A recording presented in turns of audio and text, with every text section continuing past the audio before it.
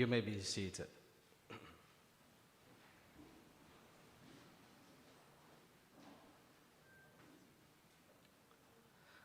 Ladies and gentlemen, in order to obtain the blessing from Allah subhanahu wa ta'ala for our program today, I would like to invite Associate Professor Dr. Naik Muhammad Saiful Azizi, Deputy Dean, Student Affairs, Student Development and Community Engagement to recite the dua. Please.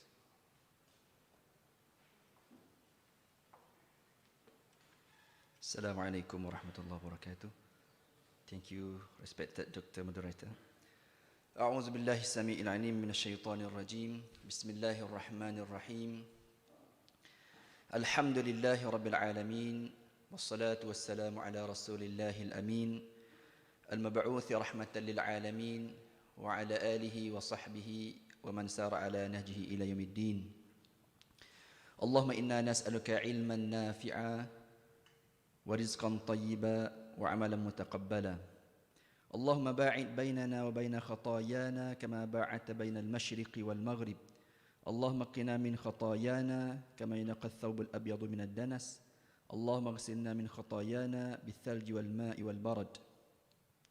O Allah, Lord of Jibril, Mikael and Israfil, Creator of the heaven and the earth, knower of the seen and unseen, you are the arbitrator between your servants in that which they have disputed. Guide us to the truth by your leave in that which they have differed. For verily you guide whom you will to a straight path. Allahumma inna nas'aluka khayra al-mas'alah wa khayra al-du'a wa khayra al-najah wa khayra al-amal wa khayra al-thawab wa khayra al-hayah wa khayra al-mamat. O Allah, we beg you to make our request is the best of our supplications. We beg you for the best success, the best duty, and the best rewards. O Allah, we beg you to make our scales heavy with rewards. Make us patient in our actions, passionate in our works, dedicated in our jobs, knowledgeable in our fields, humble in our behavior, strong in our faith, compassionate to our subjects, and tolerance to our differences. O Allah, inspire us with good ideas, protect us from the evil of ourselves, protect us from any calamities, and teach us from your infinite knowledge what we do not know. Merciful Allah, Ya Rahman, we have planned our days with many actions to benefit Islam, the Ummah and this university. At this moment, we beg you to keep showing us the path to a fruitful discussions and guide us in removing our shortcomings, which we beg you, O Allah, for your mercy and forgiveness. O Allah, we beg you to guide and grant our leaders, our University Management Committee members, deans, staff and students with your mercy and rahmah. Allahumma ja'al jam'ana hadha jam'an marhuma wa tafarruqana min ba'dihi tafarruqan ma'suma wa la taj'al fina shaqiyan wa la mahruma wa adkhilna bi rahmatika fi ibadika as-salihin wa sallallahu ala sayyidina Muhammadin wa ala alihi wa sahbihi wa sallam walhamdulillahi rabbil alamin. Thank you. Thank you very much. Professor Emeritus Tan Sri Datuk Zulkifli Abdul Razak, Rector of International Islamic University Malaysia and Pan Sri, Mr. Michael Cook, President of Soka Gakkai Malaysia, Mr. Ko Siafi, General Director of SGM, Professor Abdul Aziz Barghouth, Dean of ISTAC, honorable panelists, guests, ladies and gentlemen, Assalamu alaikum warahmatullahi wabarakatuh, and very good morning. It gives me a great pleasure to welcome all of you to ISTAC, International Institute of Islamic Thought and Civilization, International Islamic University, Malaysia, and to our event this morning, that is a book launching and review, Hikmah Toleransi, Falsafah Kepemurahan dan Keamanan, The Wisdom of Tolerance, a Philosophy of Generosity and Peace, by Abdurrahman Wahid and Daisaku Ikeda. As an institution, ISTAC believes in the inter-civilizational and interfaith dialogue in order to build a better understanding between civilization and people of different faiths, especially in multi-religious, multicultural contact like Malaysia. And because of this, ISTAC often organize and sometimes collaborate with other organizations to hold regular seminars, conferences, and workshops in the area of inter-civilizational and interfaith dialogue like today. And today, ladies and gentlemen, ISTAC IUM works together with Soka Gakkai Malaysia SGM, led by Mr. Michael Koch as the president of SGM, to organize this book launching and review ceremony. And for your information, ladies and gentlemen, Soka Gakkai Malaysia, or SGM, is a Malaysian Buddhist organization that is a part of the Soka Gakkai, or worldwide grassroots Buddhist movement with members in 192 countries and territories worldwide. It seeks to promote peace, culture, and education centered on respect for dignity as a form of life. Its members studies and put into practice the humanistic philosophy of Nichiren Buddhism. So individual Soka Gakkai members strive to actualize their inherent potential while contributing to their local communities and responding to the shared issues facing humanity.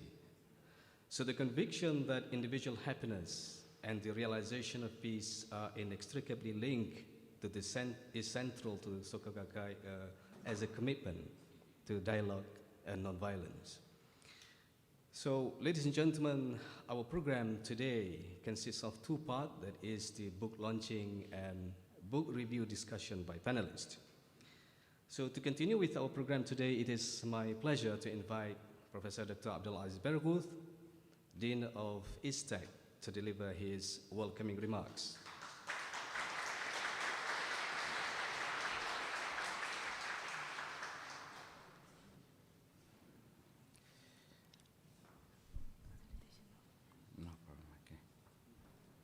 Assalamu alaikum wa rahmatullahi ta'ala wa barakatuh. Professor Emeritus Tansri Dato Zulkifli Abdul Razak, Rector of the International Islamic University Malaysia, Mr. Michael Koch, President of Soka Gakkai Malaysia, Mr. Koh Sia Fai, General Director of Soka Gakkai Malaysia, honorable panelists and guests, professors, ladies and gentlemen, once again, Assalamu alaikum wa rahmatullahi ta'ala wa barakatuh, and good morning to all. First and foremost, I extend my deepest and most gracious gratitude to you all. A warm welcome to all the participants who joined this important program of the book launching, and also a warm welcome to our special guest of honor today, Professor Tansri Zulkifli Abdul Razak, the Rector of IIUM, and Mr. Michael Koch, President of Soka Gakkai Malaysia. Also, warm welcome to Her Excellency Dra Zanuba Arifa Rahman Wahid, who will be joining us in the next session as she will be landing in KLA at 9 a.m. She has already landed and on the way to ISTAC. A warm welcome also is extended to all our renowned scholars, speakers today. A special welcome to all participants who come from IIUM and outside. This event today is all about the launching and review of the book, Hikmah Toleransi, which is the Bahasa translation of the English title, The Wisdom of Tolerance, a philosophy of generosity and peace by Abdurrahman Wahid and Daisaku Ikeda. I would like to thank Soka Gakkai Malaysia for contributing immensely to the publication of this book under the International Institute of Islamic Thought and Civilization, IIUM. The subjects and ideas covered in this significant book, though not academic in nature, but powerful in its content and messages. This conversation between President Wahid and Mr. Daisaku Ikeda are extremely pertinent to the circumstances of our time. As can be seen, this book makes numerous references to issues related to education, peace, dialogue, respect, honor, cooperation, and values in life. I am very much obliged to mention the great support we received from Prof. Emeritus Tansri and also from Mr. Michael Kok and also Mr. Johnny of Soka, Gakkai, Malaysia, and their team for making this event today a great success.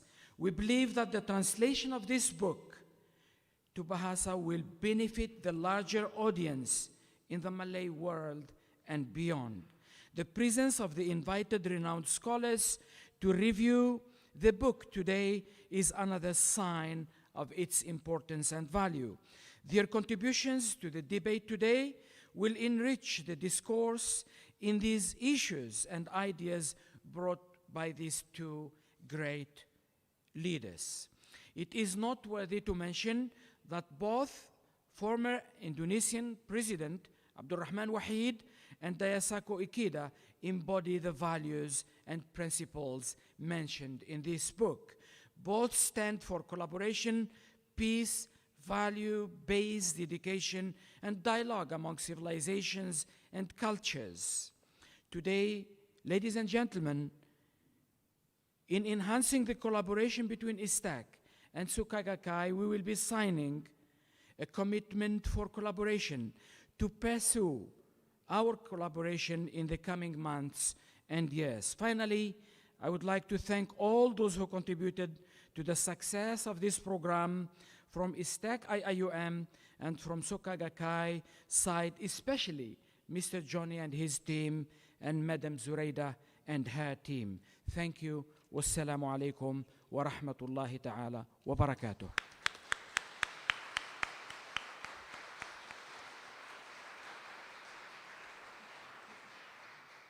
Thank you very much, Professor Abdul Aziz, for your word of wisdom. Ladies and gentlemen, now it is my pleasure to invite Mr. Michael Kok, the President of Soka Gakkai Malaysia, to deliver his welcoming remarks and words of wisdom. You're welcome.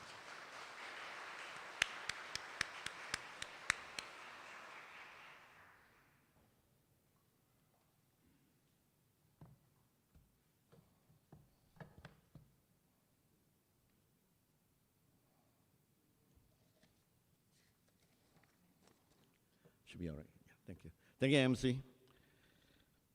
Our most respected and honorable friend, Professor Emeritus Tan Sri Dato Zulkifli Abdul Razak, Rector of International Islamic University of Malaysia, and most important of all, the person who has been helping us tremendously and coordinating with SCM, a very good friend, Professor Dr. Abdul Aziz Burgos, Dean of ISTAC IIUM, Mr. Kausar Fai, General Director of Soka Gakkai Malaysia, and also many of our senior management who has been here, together with all the SCM members and leaders.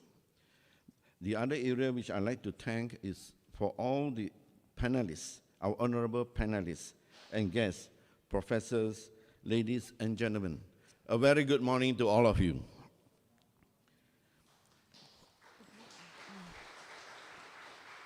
So once again, I would also like to wish a warm good morning, not only to our participants who are here today, at the same time understand we also have participants coming through virtual.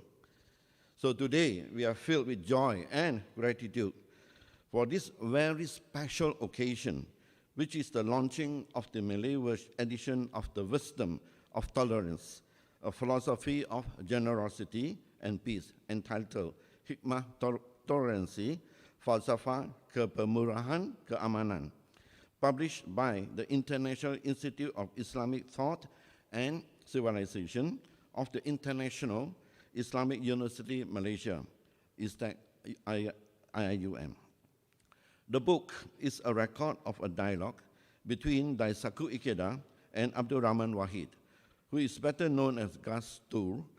Among other things, is a dialogue that portrays the lifelong devotion to the cause of peace. We at Soka Gakkai Malaysia, SDM, would like to express our deepest gratitude and appreciation to Emeritus Professor Tan Sri Zulkifli Abdul Razak, Rector of IIUM, for the great support towards the endeavor of publishing this Malay edition book, and also for presiding over the launching of this book today. Please join me to give Tan Sri a warm round of applause.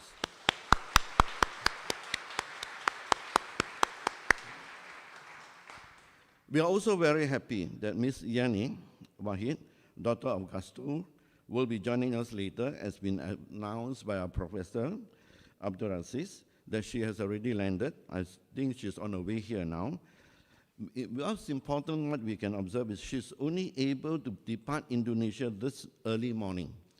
But her sincerity in wanting to be with us makes this occasion even a more special occasion.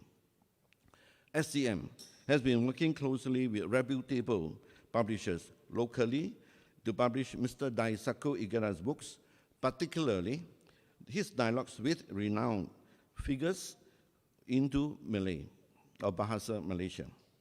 Hence, we would like to express our deep appreciation to ISTEC team, led by its Dean, Professor Abdul Aziz Bagov, as well as Emeritus Professor Dr.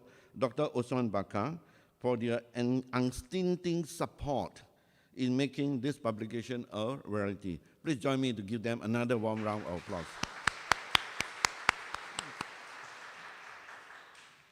I would like to take this opportunity also to thank Professor Dr. Muhammad Sidin Ahmad Ishak, Vice President and Deputy Vice Chancellor of University Selangor, for translating the wisdom of tolerance into Malay and making this important work available in our national language.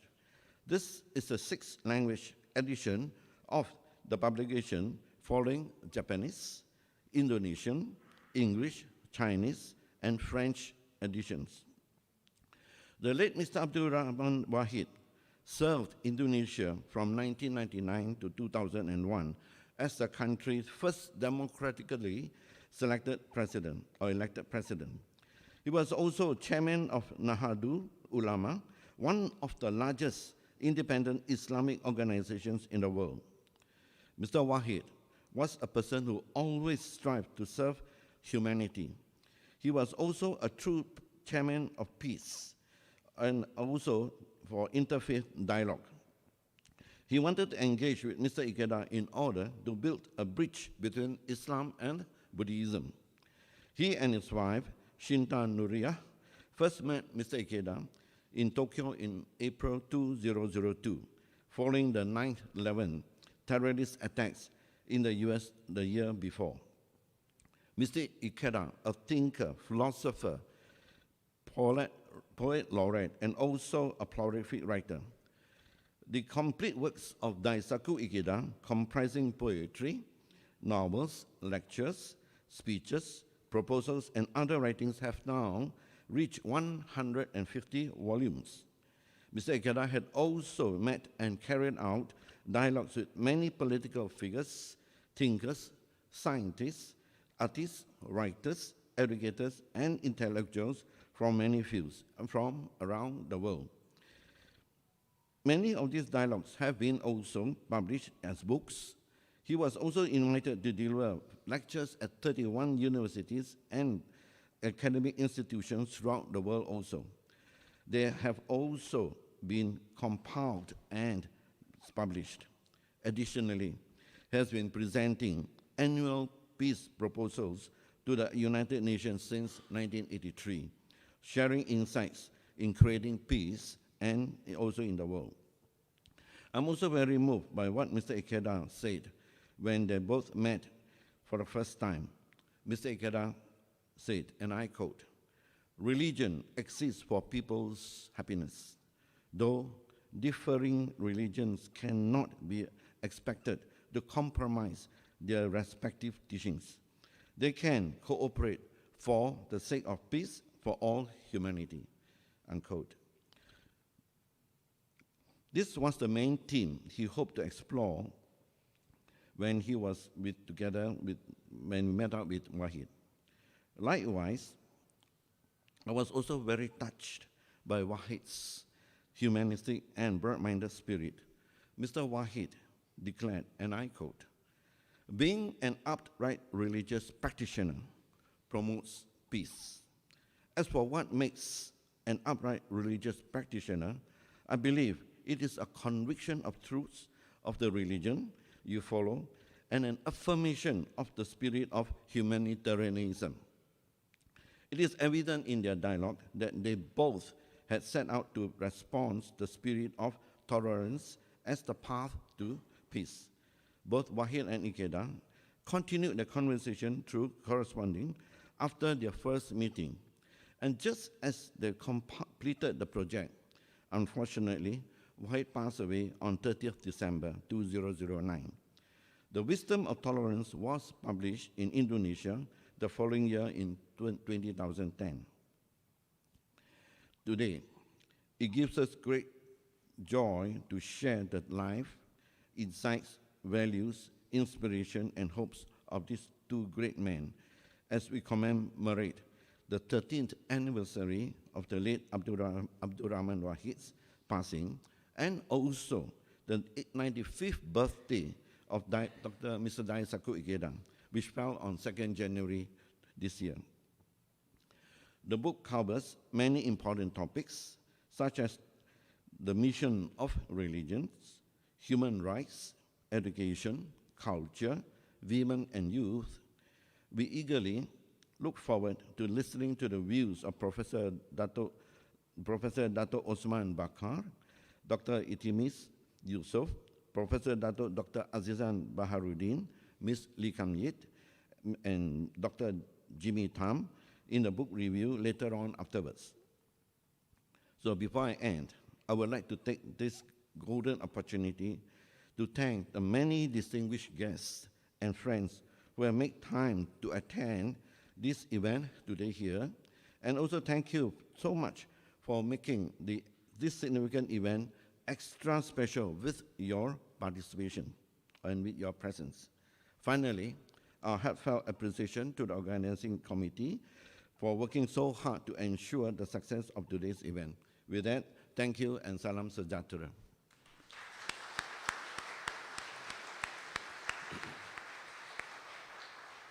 Thank you very much, Mr. Michael Kok, for your words of wisdom.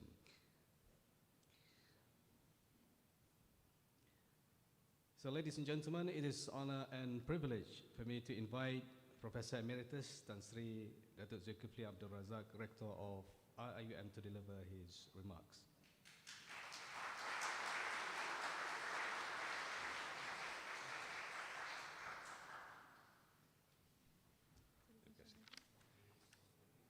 Terima kasih.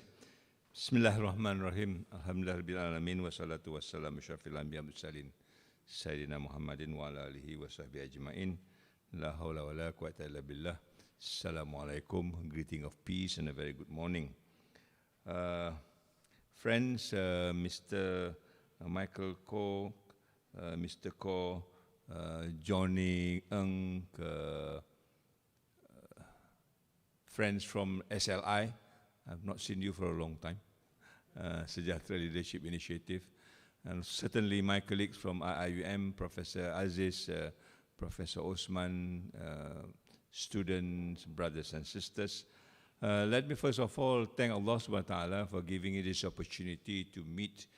This was supposed to be held on the 17th of December, but due to some arrangement, particularly to accommodate the daughter of ex-President Abdurrahman Wahid, we changed it to today, which is the 7th of January.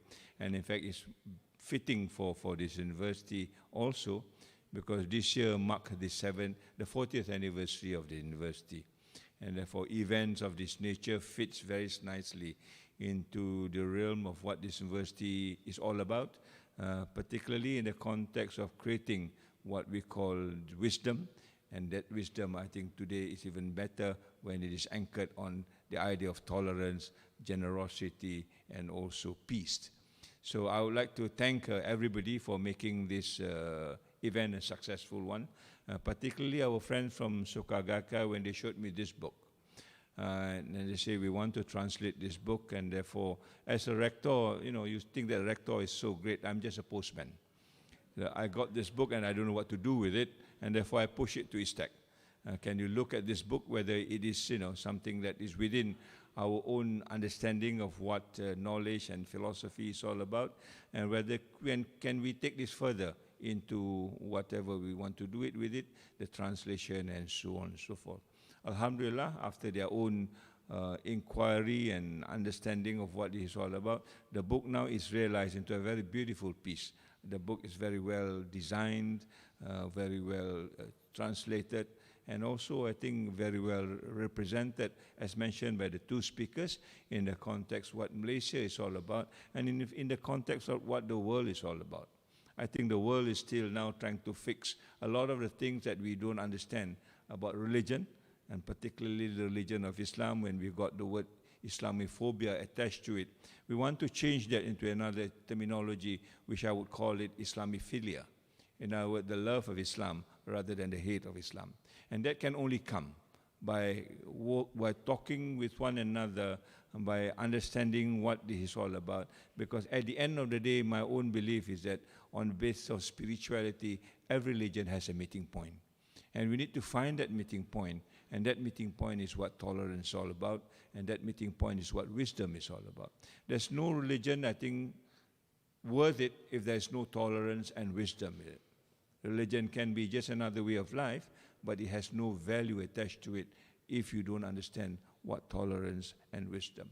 And therefore, I would like to take a few minutes here, not to talk about the book. You will get a very eminent people to talk about it, but just to let you know why IIUM and ISTEC is very interested in this book. And that has something to do with the university per se, and ISTEC in particular.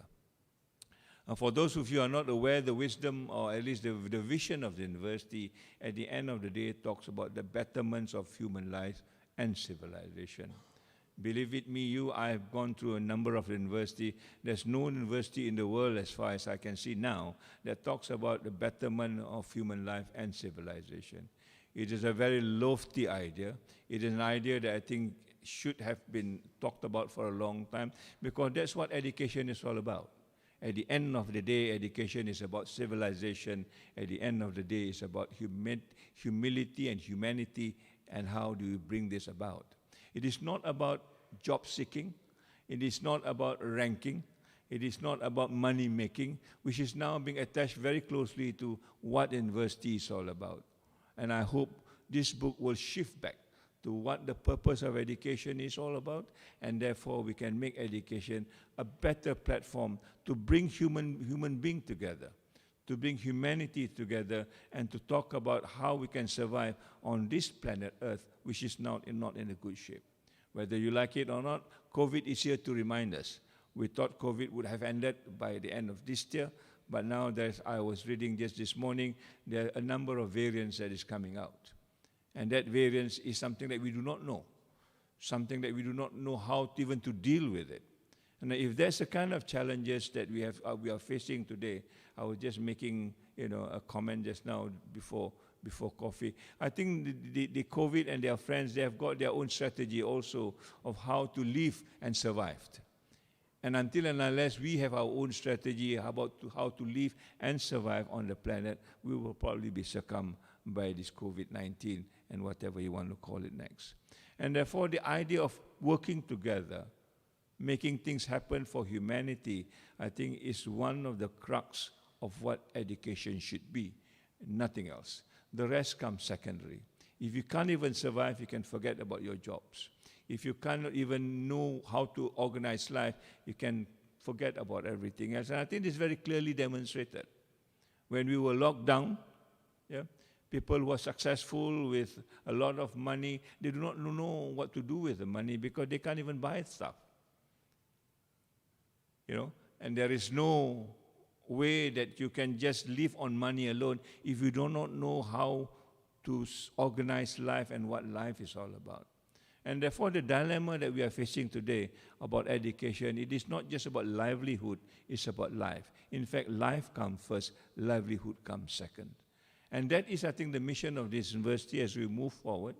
On the 40th anniversary, we are now making changes into this and how to reorganize education once again, to make sure that education fits for its purpose, and that purpose is to save humanity, to save the planet. And there are a lot of people within the university, I think, believe in this. And there are a lot of people around the world who is believing in this. We are making contacts with them, but we need to have a platform to organize it. And I hope this will be one of the platforms that we begin to talk to one another of how we can actually make this happen within the ambit of our own beliefs and our own faith. And then I will go into the second reason why we do this. The university has got 7 missions, and mission number 5 and number 6 and number 7, which is rarely talked about because we have somehow or other, not focused into it. It talks about international community, which is vision number 7. How do you bring about international community? And this university has been international for all I know. We have used to have 7,000 international students from more than 100 countries. And there's not many of these universities around the world that supports this kind of mission. And we need to make sense out of this. And that's mission number 5. Mission number 6 talked about intercultural understanding and fostering dialogue. And that is what it is today. We want to foster this dialogue. We want to get better understanding across faith, across religion, across culture, and even across beliefs. If we can do that, I think that will be mission number 6. And mission number 7 talks about a deep sense of social responsibility. Again, we come back to this value of people living in a society together, not just making money and also, trying to live a comfortable life without values attached to it. So these 3 missions, I think, is the one that is supporting some of the things that we are doing, and I think ISTEC is also taking it beyond that. We have got now world professorial lectures that we call people into the series to talk about what they believe as far as life and also humanity is concerned. And I think we have gone now more than 20 of this series, and this will go on so that we engage people with different ideas, different thoughts, and how do we bring this about in terms of sharing and understanding it. So that's a third reason, and that's a second reason why this activity today is very important. And the last, and I think one of the most important idea is there are also specialists in ISTEC, if I'm not mistaken, people who understand Buddhism and Islam together. I'm referring to Professor Imtiaz. I'm sure he's around somewhere. Yeah, if he's not here, then we're in trouble. Yeah. He understands these 2 basic belief and understanding together. And I think he is one of those persons who are trying to bridge this. There's a lot of commonalities between these 2 religions, but we have not talked about it. We keep on talking about the differences. I think if you want to bring in Islamophilia rather than Islamophobia, then we need to shift and find out what are the common things that we can survive in. After all, Buddhism is one of the bigger denomination as far as Malaysia is concerned, just after Islam. And if these 2 group of people cannot meet together and understand one another, despite the many common beliefs, then I think we have missed the point. And I hope this will be something that we will cherish and move forward. And certainly Soka Gakkai is an association that I know that is very, very socially oriented. They've done many good things together. When they organize a peace run, they are talking about more than 100,000 people running across Malaysia, if I'm not mistaken. Yeah? For us to organize a run with 3,000 people is really a headache, but they do it very quickly to have thousands of people running together. And it is about living together in a world that all of us profess that we belong to. So these are issues that I think which is very, very important to bring about and to show that this university, although it is an Islamic university, it is underlined by one value that we call Rahmatan lil Alamin, which means mercy to all. Mercy to all is what is attached to the Prophet sallallahu alaihi wasallam, peace be upon him. Meaning to say it is not about Islam alone, it's also about the non-Muslim, the other believers. Meaning to say it is not about the human life alone, it is about the life of others that is created by Allah subhanahu wa ta'ala, including the creatures and the leaves and the trees and the environment around it. Yeah? It is not about you, it is about other people at the same time. This is what Rahmatan lil Alamin is all about. If this university is just confining into the smaller issues rather than the bigger issues, then I think we're missing the point on Rahmatan lil Alamin. All this put together justify why we need to talk to each other and having this kind of activities every so often so that we are reminded of what we need to do to make the world a better place, as we normally sing in our song. So on that note, I am very, very delighted, I am very, very excited, and I'm very, very happy that this book is finally out and it is now in the open. I think we can talk about it, we can criticize it. I mean, university is about criticism and dissent at the same time. If we don't believe, that's fine, but let's find a solution at the end of the day. Let's just not stop about the negative parts and then leave it at there, you know. Let's see how we can make it better and how we can understand it better. And that, I think, is a role of the university, certainly is a role of IIUM. And I hope we will do well. I hope Allah will bless us. I hope this commune that we are meeting today will be a blessed meeting. And hopefully, we will then be able to carry this forward. There'll be more of this activity throughout the 1 year of the 40th anniversary. Every month, there'll be an activities of this nature. Just to let you know, I think we will be having an art exhibition or a cultural exhibition entitled Islam in Russia. We'll be organizing it, I think, towards the end of this month. There will be another undertaking to understand what religion is all about in the context of different countries around the world. So, ladies and gentlemen, thank you very much for being here. Thank you very much for sacrificing your Saturday. Saturday is normally where you lie on the bed, you know, and turn around 2 or 3 times and wake up at 11 o'clock and go for brunch, and that's it. But I've taken that away from you, but I hope this is worth the substitute, as it were. So let me once again applaud this, and let's make dua to Allah subhanahu wa ta'ala that we are blessed, that we are guided, and that we really live in the spirit of Rahmatan lil Alamin, mercy to all. Thank you very much. Assalamu alaikum wa rahmatullahi wa barakatuh. And a good night, please.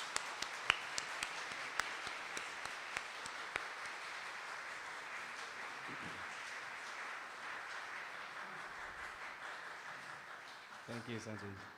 Thank you very much. So, ladies and gentlemen, now we are coming to the moment that we have been waiting for. That is the book launching ceremony.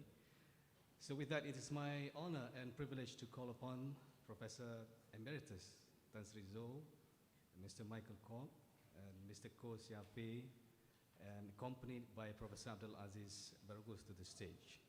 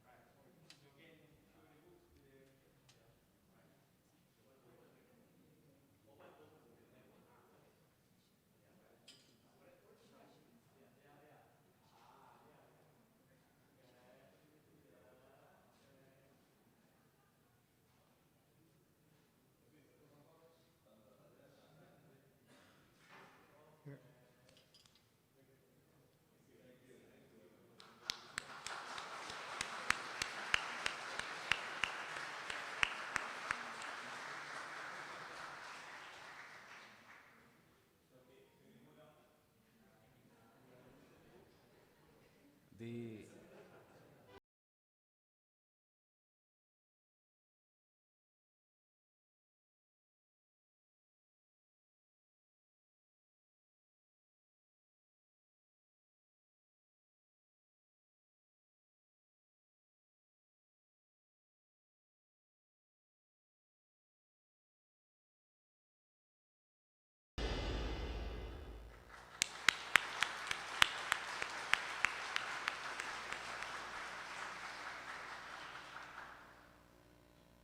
ladies and gentlemen, our program today continues with the signing ceremony between ISTEC IUM and Soka Gakkai Malaysia, represented by Professor Emeritus Tan Sri Datuk Zulkifli Abdul Razak and Mr. Koh Sia Fei, General Director of SGM. Please, welcome.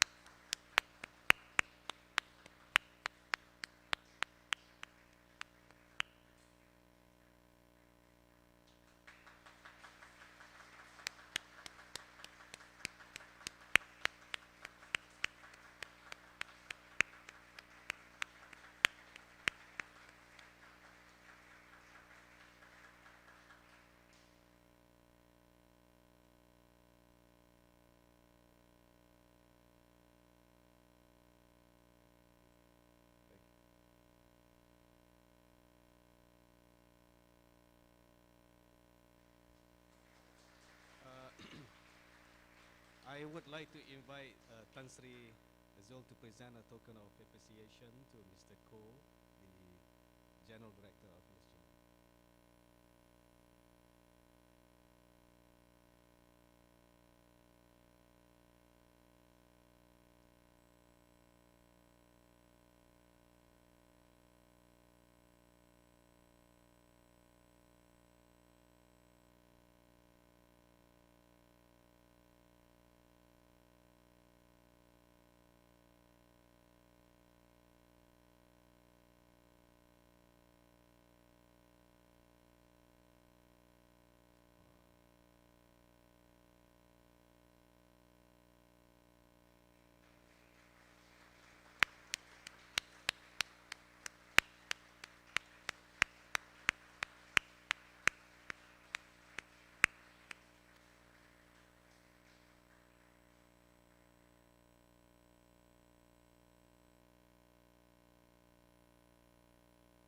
Mr. Koh,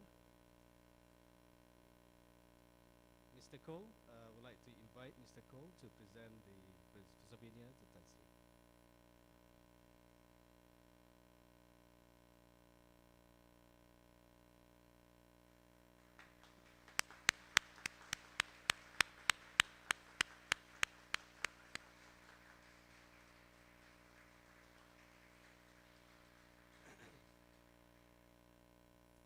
Thank you very much, everyone. Thank you very much. Alhamdulillah, we completed the first session of our programs today. And let us have a coffee break for 25 minutes before we start the book review session. Please.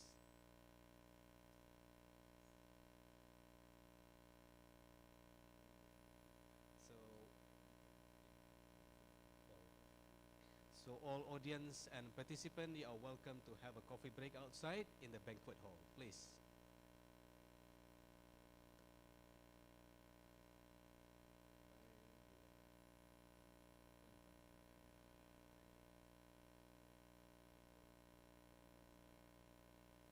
So we shall return at 11 a.m. for a book review session. Thank you.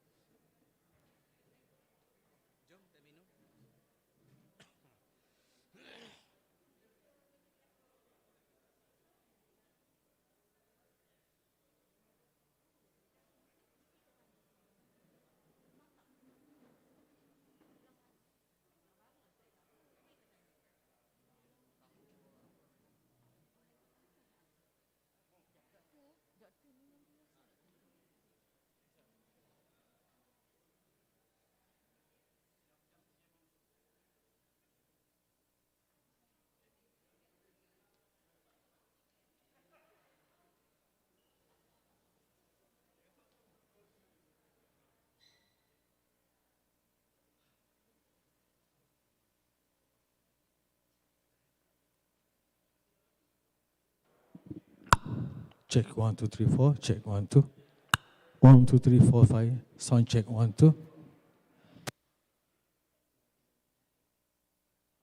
Checking 1, 2, 3, 4. Check. Sound check 1, 2. Sound check 1, 2. Sound check 1, 2. Cubaan suara 1, 2, 3. Cubaan suara 1, 2, 3. Cubaan suara 1, 2 dan 3. Cubaan suara 1, 2, 3. Cubaan suara 1, 2, 3. Checking. Checking 1, 2, 3, 4. Checking 1, 2, 3, 4. Check 1, 2, 3, 4. Check 1, 2, 3, 4. Check 1, 2, 3, 4.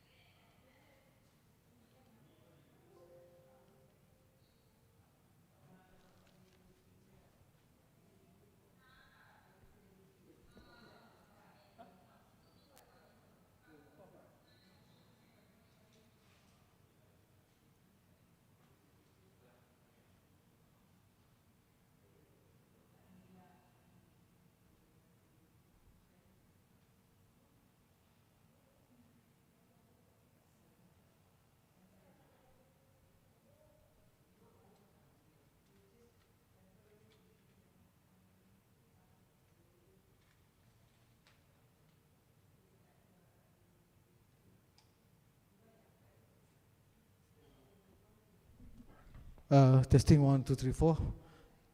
Testing sekali lagi. 1, cubaan suara 1, 2, 3. Okay, clear. 1, 2, 3, 4.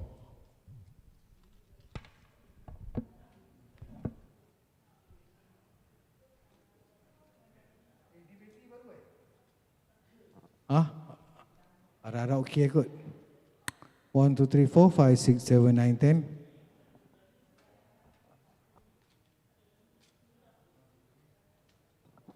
One, two, three, four. 1, 2, 3, 4.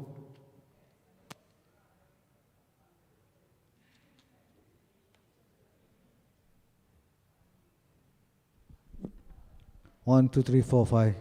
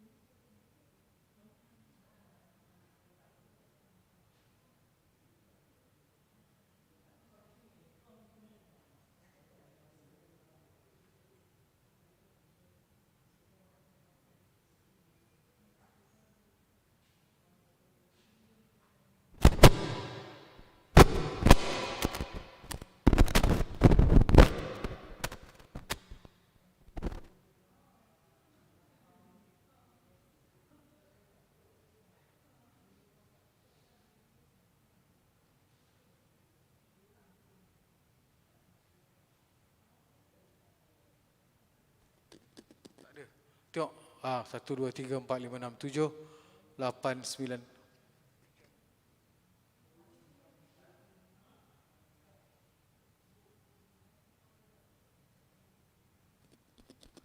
Langsung tak ada sikit. 1, 2, 3, 4, 5.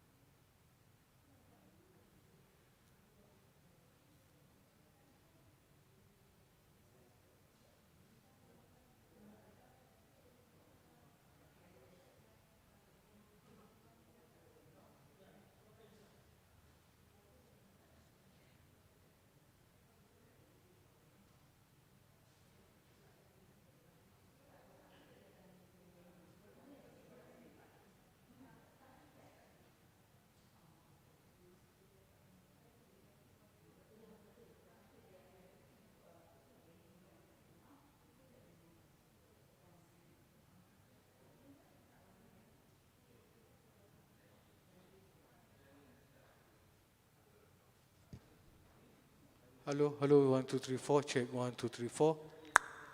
1, 2, 3, 4.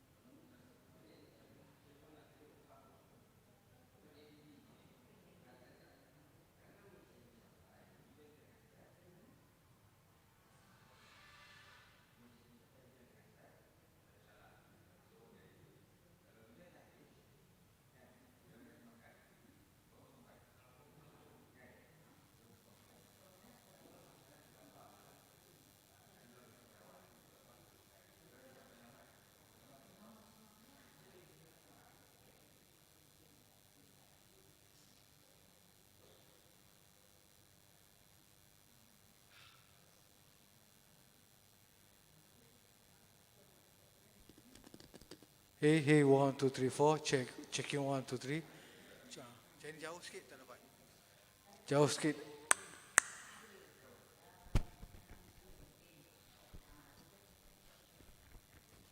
Check, check. 1, 1, 2, 3, 4. Cubaan suara 1, 2, 3. Cubaan suara 1, 2, 3.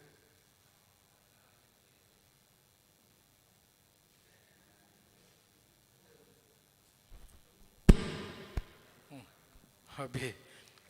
Tukar semua orang. 1, 2, 3, 4, 5, 6, 7, 9, 10. Checking 1, 2, 3, 4.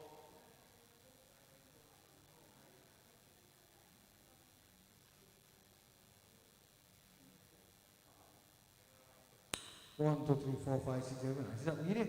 Dah tu, okay. Saya tunggu setting ni.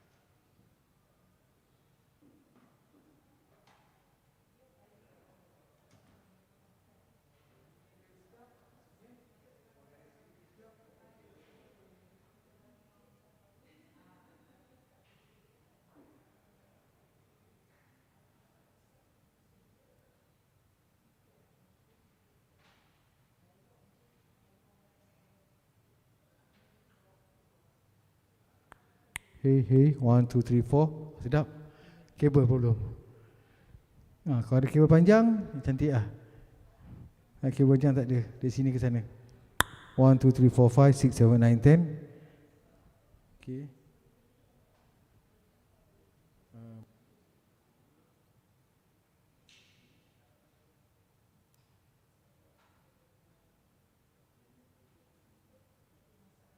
Check, 1, 2 sama. Maknanya kabel dua kabel panjang ni ada masalah.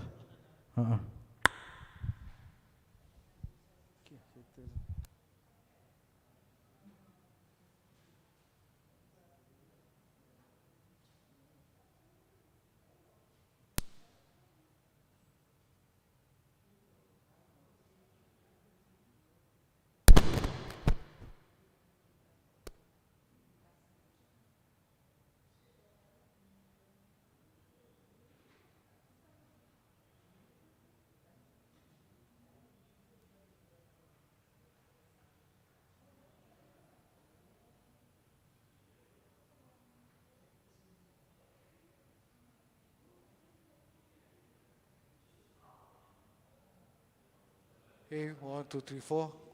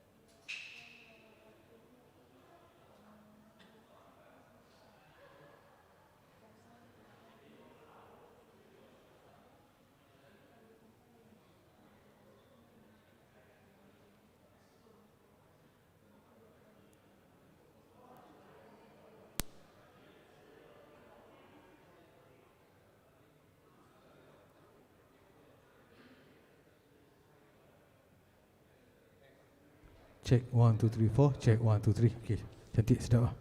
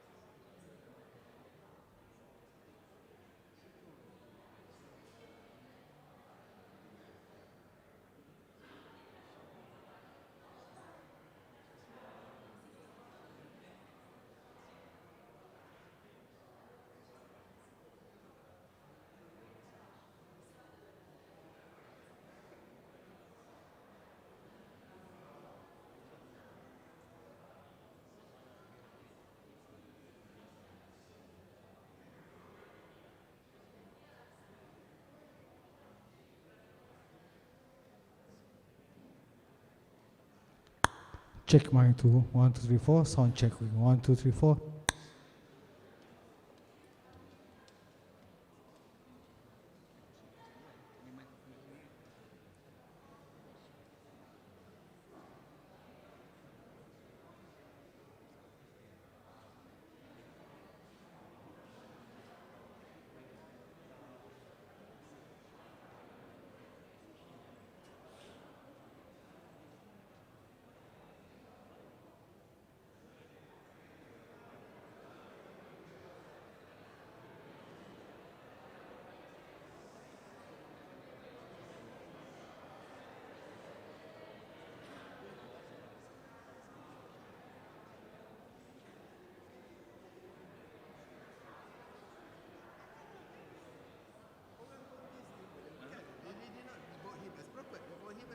Exactly.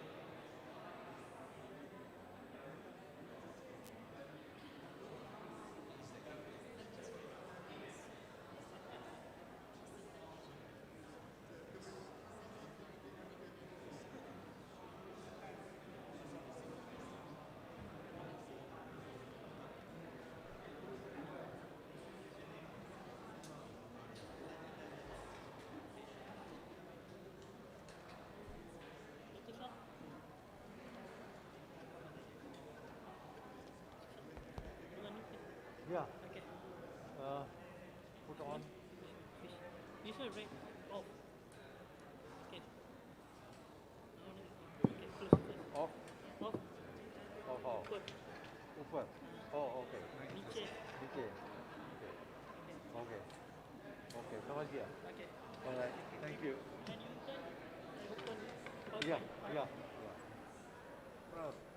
are here. I was wondering who's sitting here. It is an honor for me to be in session. Okay. Good. You here.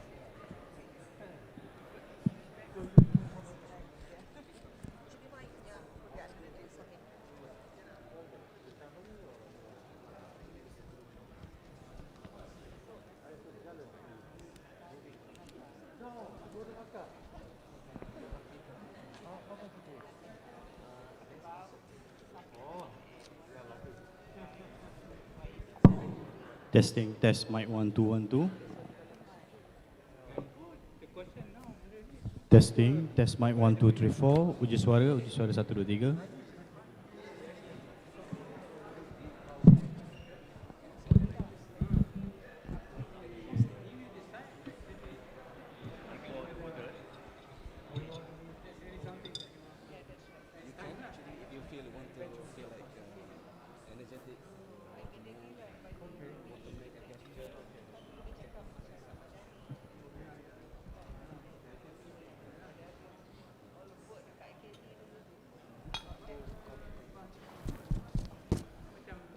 Okay, Assalamualaikum warahmatullahi wabarakatuh.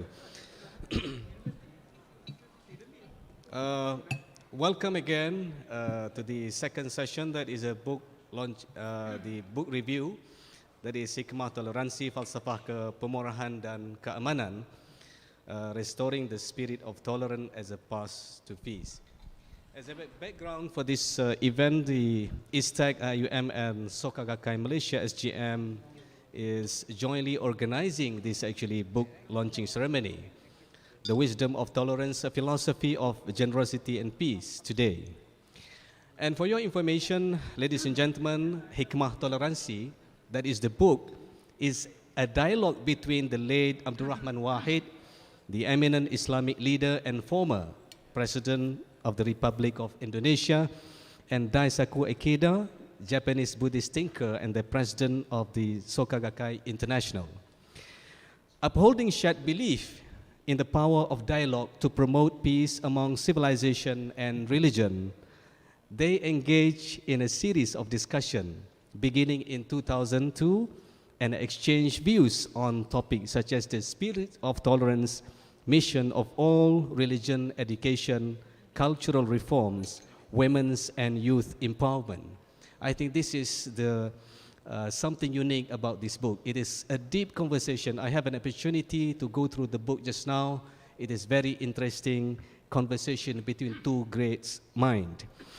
Their dialogue, which reads like an open conversation between long-time friends, is also a personal one.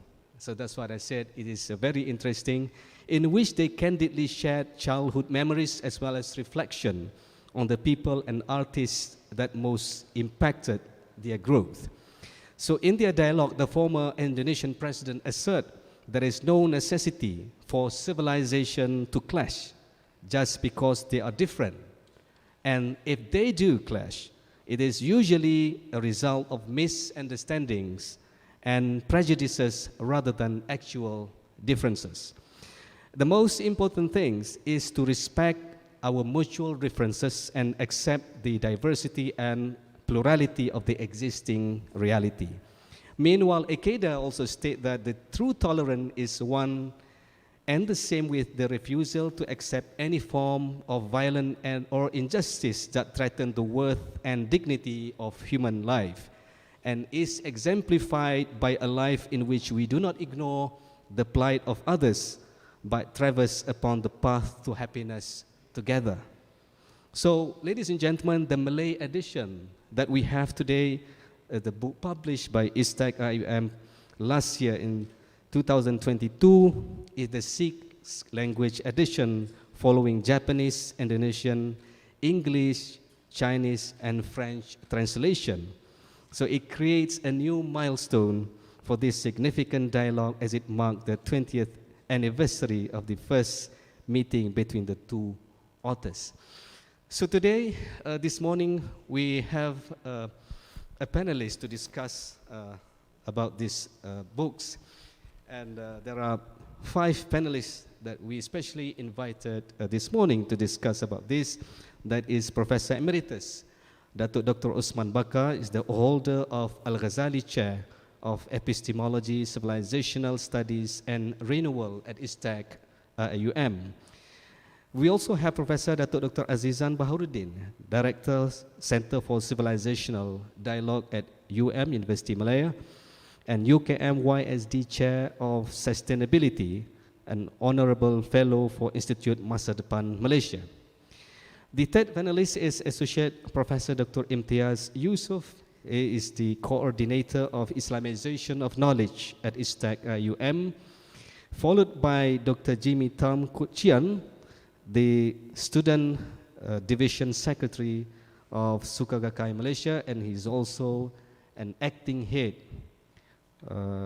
He has another professional position, acting head of the School of Social Sciences at the Heriot Ward University in Malaysia.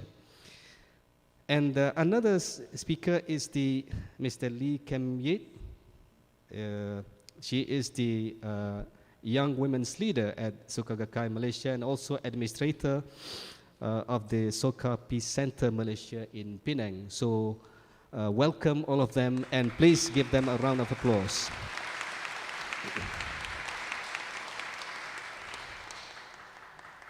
To start our conversation this morning, I would like to invite Professor Usman Bakar to start. You're welcome, Prof. You can 15 minutes. Assalamualaikum warahmatullahi wabarakatuh. Selamat pagi.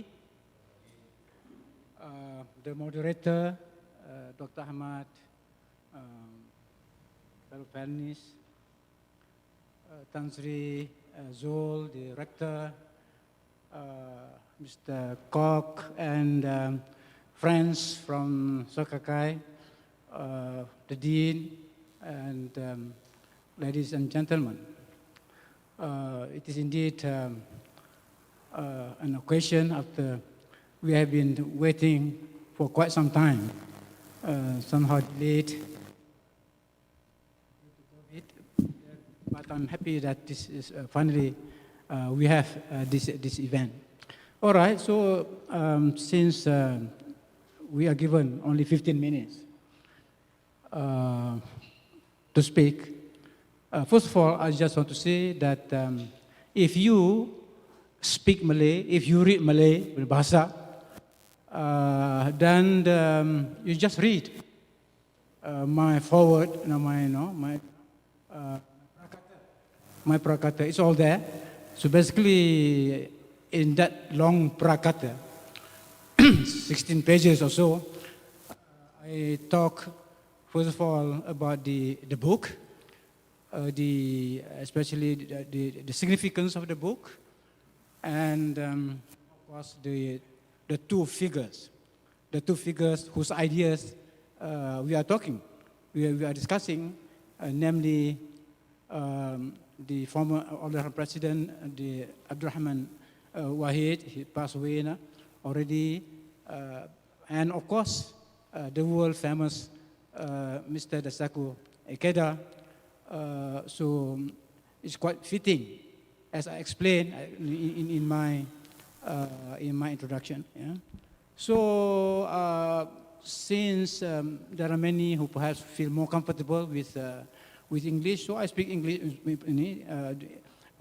Speak about the book now in English. Now we are panelists. I just want to say this. That I have great respect for the two figures. I've been following their dialogues, their thoughts for a long time.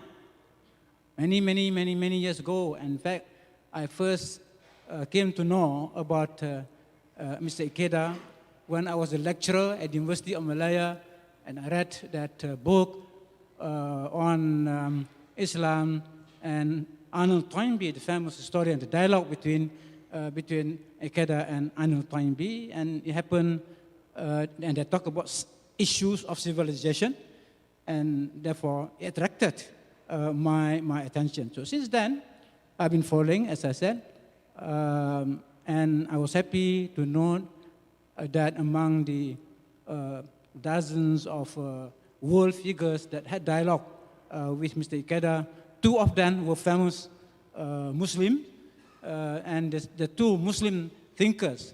I mentioned that in my introduction, of course, apart from Abdurrahman Wahid, of course, the Professor Teherani, who was appointed as the Toda Institute, director of the Toda Institute in Hawaii. I was invited, and I went there. I was personally invited. So that was also, it was interesting because that I think it was the first time. Correct me, please, I think it was the first time that Mr. Ikeda had a dialogue with a Muslim, a Spanish scholar. That's Mr. Teherani. Fazal Teherani, not Fazal. Yeah? So anyway, what is interesting about the book is the topic. It is Hikmah Toleransi, Falsafah Kepemurahan, dan Keamanan. Actually, the Malay word, the Bahasa word, Kepemurahan, the word in that form, even the Malays themselves never use that word. Yes, we use the word pemurah. We use the word pemurah. Oh, dia itu pemurah. Orang itu pemurah. He is pemurah, generous. But to say kepemurahan, some are afraid to use that. Until get permission from Dewan Bahasa dan Pustaka. Yeah? So anyway, it is a very important topic. And apart from apart from the Abdurrahman Wahid, I think there are many others who emphasize that mercy, compassion is the essence of Islam. And this morning pointed out by Tan Sri Zul to talk about Rahmatan lil Alamin. That is the core message of Islam. But for many Muslims, they realize that it is also the core message of Buddhism. And it is quite strange for us. I mean, it is rather because we live in Southeast Asia, where the 2 biggest religions are Islam and Buddhism. Islam and Buddhism are the two regions with the largest number of followers. And therefore, the future of ASEAN rests on how the followers of the 2 regions live together, work together, think together. I think Malaysia provides a very, very good place, inshallah. This may lead to something more important for us in the future. So if you look at the themes that were discussed by the 2, it's about human dignity, the meaning of human dignity, the meaning of tolerance, the question of the importance of culture, of course, spiritually based culture. So if you read the book, and I certainly encourage you to buy the books, or are going to has a gift from Soka Gakkai, yeah, inshallah, then you can see the meeting points. The meeting points between the 2 thinkers, but also actually the meeting points of their own world system, of their own thinking. There's so much convergence between the former President Abdurrahman Wahid and Mr. Daisaku Ikeda. But I think this convergence needs to be studied, by the younger generation. It is important for us to understand and how important these ideas. If you want to learn the art of living together, say that What we need today is the art of living together, And I think the book can provide a good source of ideas. Have I already transgressed the limit, the time? Okay, thank you very much. Yeah. So I was saying just about the ideas, the question of also they will discuss about the role of women, the question of gender equity, and certainly since in the West there's a lot of misunderstanding about the position of women in Islam. So it's a good opportunity for President Abdurrahman Wahid to explain what is the position of Islam as far as the women. The question, of course, to me, at the end of the day, I mean, eventually, it's a question of how to sustain our society is education. So they talk about the importance of the role of education, especially education, and now I'm saying this because our rector is talking a lot now, paying attention to the question of humanizing education, and basically that idea you find that in this book. Yeah, in other words, these two thinkers talking about how to bring about this. In other words, that commitment to what we call today humanness, that humanity and humanness. What is it that makes us human? That transcends differences in color, language, religion, and so on. I'm saying this, ladies and gentlemen, we are living at a time when this kind of figures, thinkers, to me, they are on the decrease, not increase. And in other words, the world, we are seeing less and less of this kind of people. And therefore, we need to stop that decline. We need to reverse that. And it is education. The importance of the environment that will create great leaders, thinkers. Otherwise, they will become extinct. We hope, we produce new leaders, as the Malay proverb said, patah hilang berganti, hilang berganti. That is important. So I think maybe based on their life, on their thought, I think we can learn something that we can keep and sustain our society for the future. Okay? Okay, thank you. Thank you very much. Thank you very much, Professor Emeritus Datuk Usman Bakar, for your words of wisdom. Let us continue with the deliberation from Professor Datuk Dr. Azizan Baharuddin, Director for the Center for Civilizational Dialogue in UM. You may sit here or you can stand up and use the podium. Okay. Thank you so much, Dr. Ahmad. Bismillahirrahmanirrahim. Alhamdulillahirabbil alamin.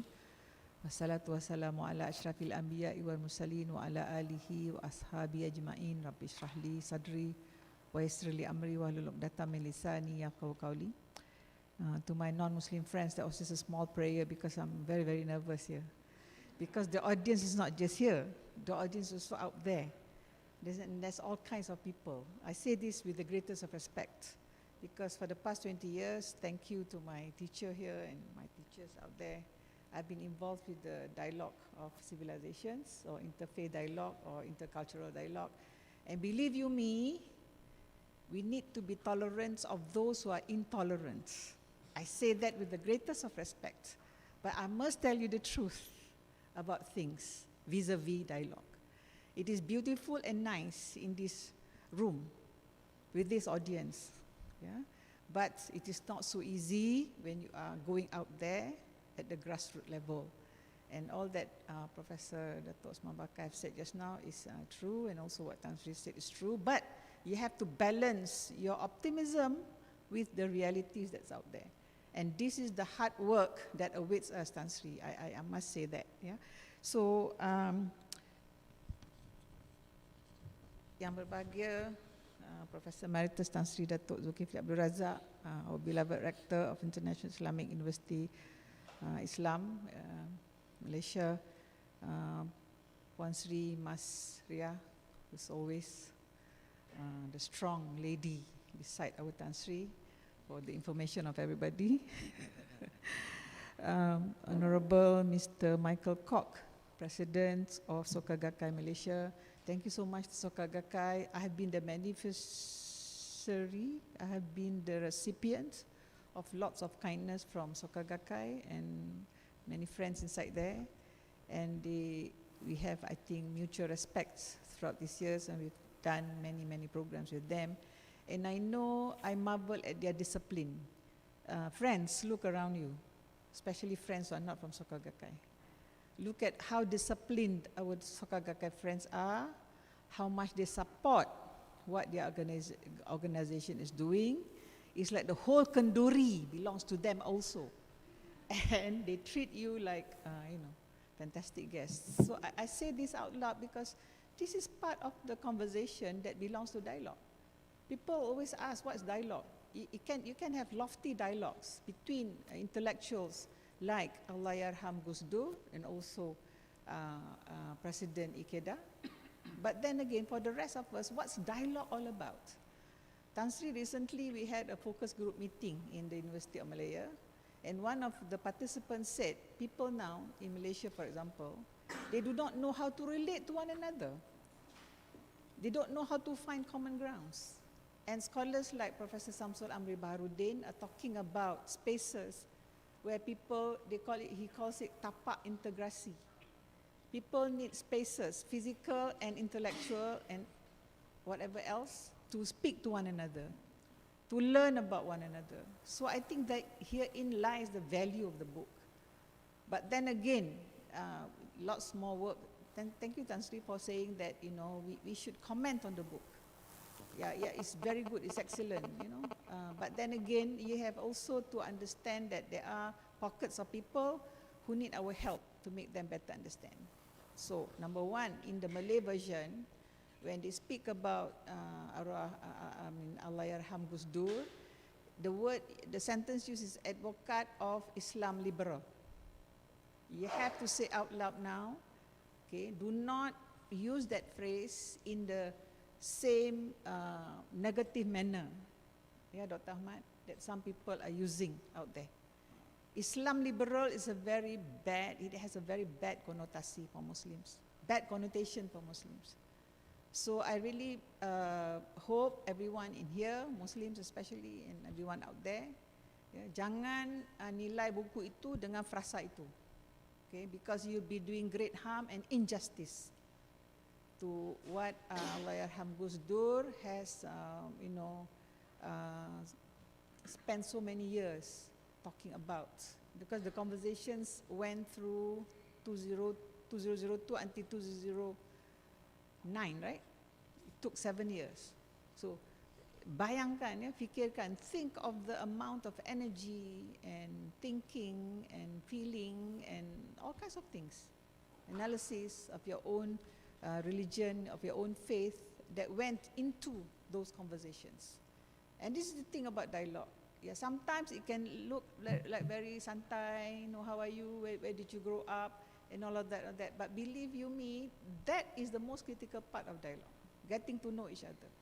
Acknowledging that this is another human being with the same, trillion number of cells, with the same red blood cells, with the same what have you, with the same need for oxygen and all that.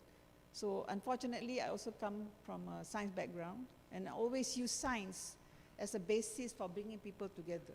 Because through science, you cannot deny certain facts of our reality of being humans. Because if you don't do that, and then people will say, oh, you're just doing this, you're just thinking this out of your own thinking. And for some Muslims, you do not do that.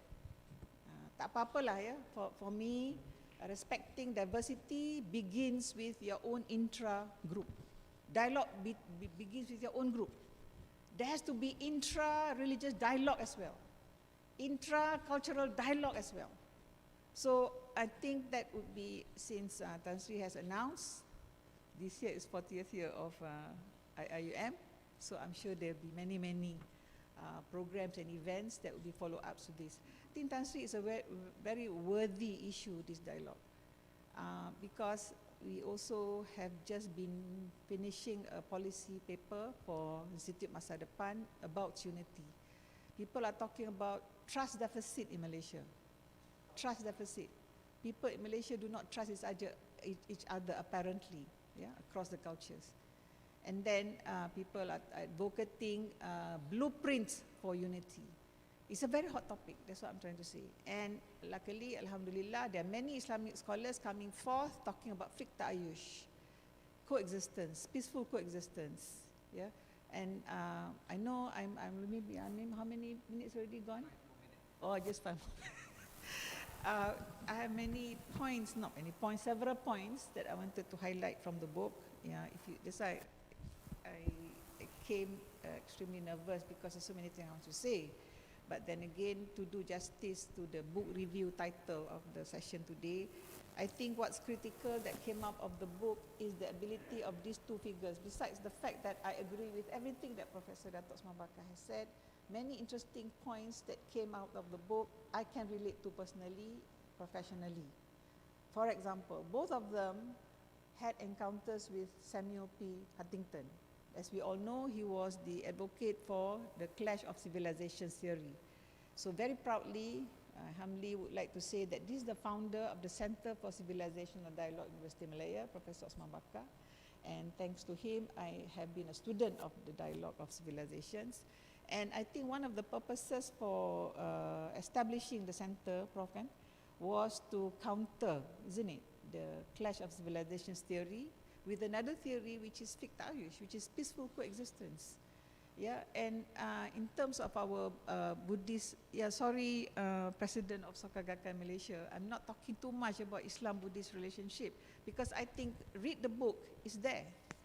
Yeah, the possibilities is there. But I'm now talking about things that are surrounding this book. This book is a phenomenon, that's all I can say. These are intellectuals of the highest order. And I fear that we will not be seeing many more. Now or in the future, I don't know. Let's pray that there might just be a revolution with all the fantastic ICT in the market. Yeah, Ponsri, people might learn things very fast, history and all of that. But these two figures, they started with getting to know each other, loving each other, appreciating each other. That's what dialogue is all about. And most critical, I always use this silly analogy. If I show you my palm, you see this part, right? But I don't see that part. I see this part. So oftentimes we need to know where the other, Honorable Dr. Anders, welcome.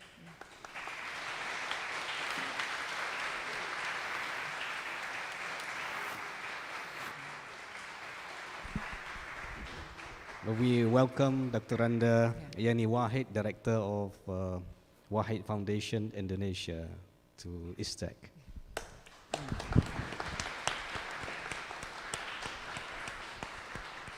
Ma'afu, we have started. I'll finish this. We were just saying how great and marvelous Allahyarham Gus Dur was, yes, and we pray that rohnya dirahmati, insyaAllah kita ketemu di syurga nanti, insyaAllah. Yeah. So these days we are also on the ground, Tan Sri, not shy to say that our target is syurga. What else do you want to target, right? And all this talk about peace, and what for, President? What for? To go to paradise, right? So my simple point is just this: can all the people who are sincere in their hearts wish paradise for everyone? And this goes in line with the Rahmatan lil Alamin. If I'm not mistaken, one of the ustazas at Radio Ikim, I knew, I'm no more in Ikim by the way, at Radio Ikim, he says that everybody is an umat of the Prophet sallallahu alaihi wasallam. So you may all go back and regurgitate that in your mind and think about it. But the mercy of Allah is here, will be here, has been here. And I think these two great figures has tried very hard to show that fact to everybody. So I understand I may be saying things that is may be misunderstood. So I beg also, for those people who are cleverer than me, I'm sure everybody is cleverer than me. If you have any faults with what I say, with what any of us say here, come back to us. And don't viral statements, yeah, and criticisms that you think befits your opinion of what's happening here. Sudah-sudahlah. This country needs unity, perpaduan. The world needs perpaduan. The world needs unity. Unity of purpose maybe is the common platform for all of us to work together, especially UIA and Soka Gakkai. You've already done your MOU just now, and the rest of us will follow suit and assist you in whatever way we can. Thank you. Wabillahi taufiq wa hidayah. Assalamualaikum warahmatullahi wabarakatuh.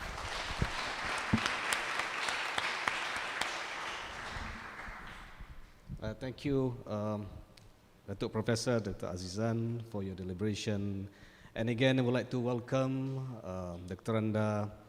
Yeni Wahid, the director of Wahid Foundation from Indonesia, who just arrived actually to join our session this afternoon.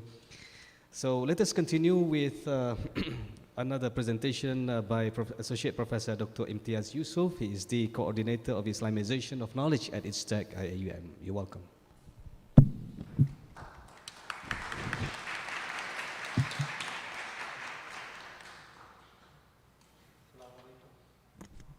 Assalamu alaikum wa rahmatullahi wa barakatuh. Amir Tofu, to my Buddhist friends, respected Tan Sri Dato Zulkifli Abdul Razak, Director of IAUM. Sorry, I forgot about this one. Dr. Michael Cook, the President of Soka Gakkai, Sister Zanuba from Indonesia, the President of Wahid Foundation, Professor Bargut, Abdulaziz Bargut, Professor Usman Bakar, and my friends and panelists here. I had the pleasure of meeting Gusdur, Abdurrahman Wahid, when I was in Thailand for twice in my lifetime. When he was, before he became the president, and also after he became the president. So I carry deep memories with him. My presentation is going to be focusing on Islam and Buddhism dialogue. That's my field of specialization, and I look at it through how Abdurrahman Wahid, or I'll make call Gusdur, and Daisaku Ikeda engaged in it. I'm used to, okay, all right. Does it work? I need to press where? It's on. This one? Oh, okay, sorry. All right. Bismillahirrahmanirrahim again. Alhamdulillahi Rabbil Alameen wa salatu wassalam ala khatam al-nabeen wal mursaleen. My presentation, I hope I can finish it within 20 minutes. I'm going to talk about the 9 commandments of interreligious dialogue, the profiles of Abdurrahman Wahid and Daisaku Ikeda, and a concept I want to use here is pre-Hijrah Islam, Southeast Asia, and Muslim-Buddhist dialogue. I use this concept of pre-Hijrah Islam, Southeast Asia from my Professor Ismail Al-Faruqi.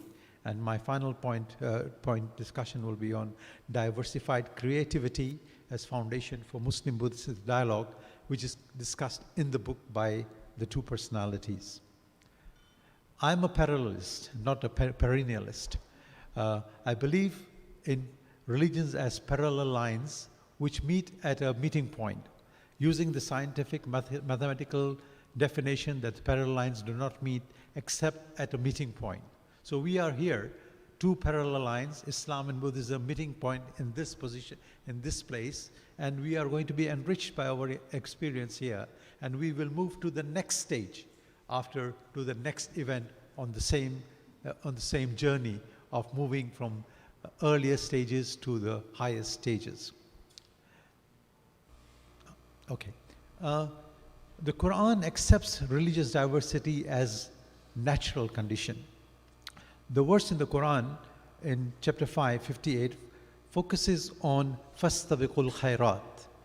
He says that had God wanted, He would have created us all the single community. But He created differently. And this is a very neglected ayat or verse of the Quran, which says, so compete with one another in doing good works and not fighting with each other. And then at the end of the world, whether it is Nibbana or Nirvana or you go to heaven, and the ultimate reality, the ultimate truth will tell us what was the differences were all about. So we should prepare for that by doing good works. So the definition of dialogue. Dialogue is a conversation on a common subject between two or more persons. And the purpose of the dialogue is to learn and grow, learn and change. And that is the purpose of dialogue. Otherwise, what I call is goody-goody dialogue. Two people meet together and say, my religion is good, your religion is good, but at the end there's no effect, which is after effect of the meeting. So dialogue is not a mission. We should be very careful on that, because mission wants to engage in conversion. So every person in dialogue should remain in their religion and not try to convert other. The goal of dialogue is to build peace, which is a discussion in this book. So there should not be any hidden agenda when we talk about dialogue. So enter into dialogue that you can learn and grow, not to change the other. Be conscious of the need of allowing people the space to enter into discussion. And everyone must be honest and sincere and permitted to define their own religious experience and identity. Do not assume that there will be agreements or disagreements right from the beginning, because dialogue leads to change. In interreligious dialogue, everyone should be self-critical and should strive for the experience of the other from within yourself. Like putting myself in your shoes as a Buddhist and coming back to my Islam. So dialogue is kind of an empathic experience. I experience you and you experience me, and that leads to enriching each other. And trust is very important when we engage in interreligious dialogue. I see all these principles in the dialogue which took place between Gusdur and Daisaku Ikeda. And don't think that you are the only spokesperson for your entire faith. So, the history of Muslim-Buddhist dialogue, there's a long background to it. I just want to run very quickly through this. Ash-Shahrastani talks about it in his book Kitab al-Milal wa Nihal, and he identifies the Buddha with the personality of Khidr. Rashid ad-Din Hamdani, a statesman who wrote a book, Jamia Tawarik, and he also talks about the Buddha in his book. Hafiz Abru, who wrote a book, Jamia Tawarik, Mujma Tawarik, a companion of chronicles, also discuss about the Buddha. Muhammad Iqbal, the famous poet of India or Pakistan, he has two poems on the Buddha. One is titled Nanak, and other is the teachings of Gautam. Later on, there's an Egyptian writer, Hamid Abdul Qadir. He wrote Buddha al-Akbar, and he identified the Buddha with Zulkifl, not the rector here, but the namesake of our rector. And Chandra Muzaffar and Sulak Sivarak from India were very close friends. They also engaged in Muslim-Buddhist dialogue. Christoph Schoen has a very, very deep book titled Treasures of Buddhism. Christoph Schoen was a perennialist and a Muslim, and it's really hard to read that book. I read that book only after Fajr. I cannot read it during the day because it is a very, very deep book. Muhammad Hamidullah identifies the Buddha with chapter 95 of the Quran, At-Tin, which talks about the fig, because the Buddha achieved enlightenment under the fig tree. Professor Usman Bakar already mentioned about the dialogue with Majid Tehranian and Daisaku Ikeda. And the first comprehensive, so Muslims have been engaging in dialogue with the Buddhists from the 13th century, 11th century onwards. The first book from a Christian perspective on Buddhism was only written in the 19th century by a French scholar, Introduction, La History de Buddhism Indian, by Eugene Burnoff.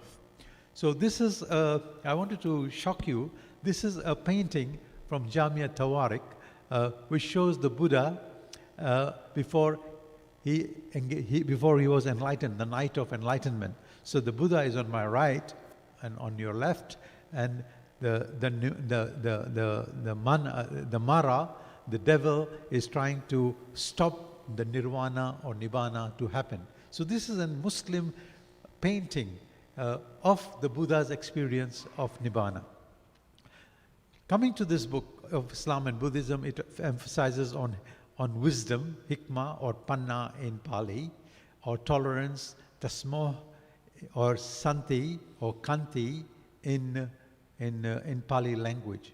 And the cover of the two books, that is the Indonesian edition of the book. Abdurrahman Wahid, as everybody knows, was an activist leader and a Democrat, the fourth president of Indonesia, and he was a champion of democracy and religio-cultural pluralism, much before we started talking about pluralism. He had no fear in using the term pluralism. He was, as I don't want to go into the history here, I'll just move forward.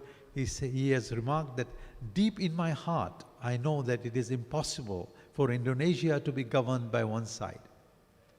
My dream, my belief for a modern Indonesia is open politics, where political behavior is ordinary, where it is not based on exclusivity of a religion and race. For Gus Dur, religion of Islam plays a very important role in the formation of Indonesian democratic society. And he was, I'm quoting former President Susilo Bambang Yudhoyono, when he at the funeral of Abdurrahman Wahid, that he was the father of multiculturalism and pluralism. And he raised awareness and institutionalized our respect for the diversity of ideas and identity of religions, ethnicity, and primordial ties. Upon becoming the president, Gus Dur lifted the ban on the public use of Chinese language, which was banned by Suharto during his 32 years of dictatorial regime.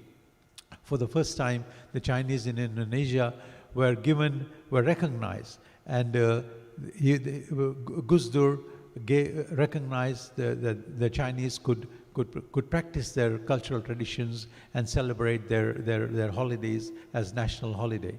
For Wahid, for Gus Dur, sorry, I call him Gus Dur because he was as a friend at the same time, though he was the president.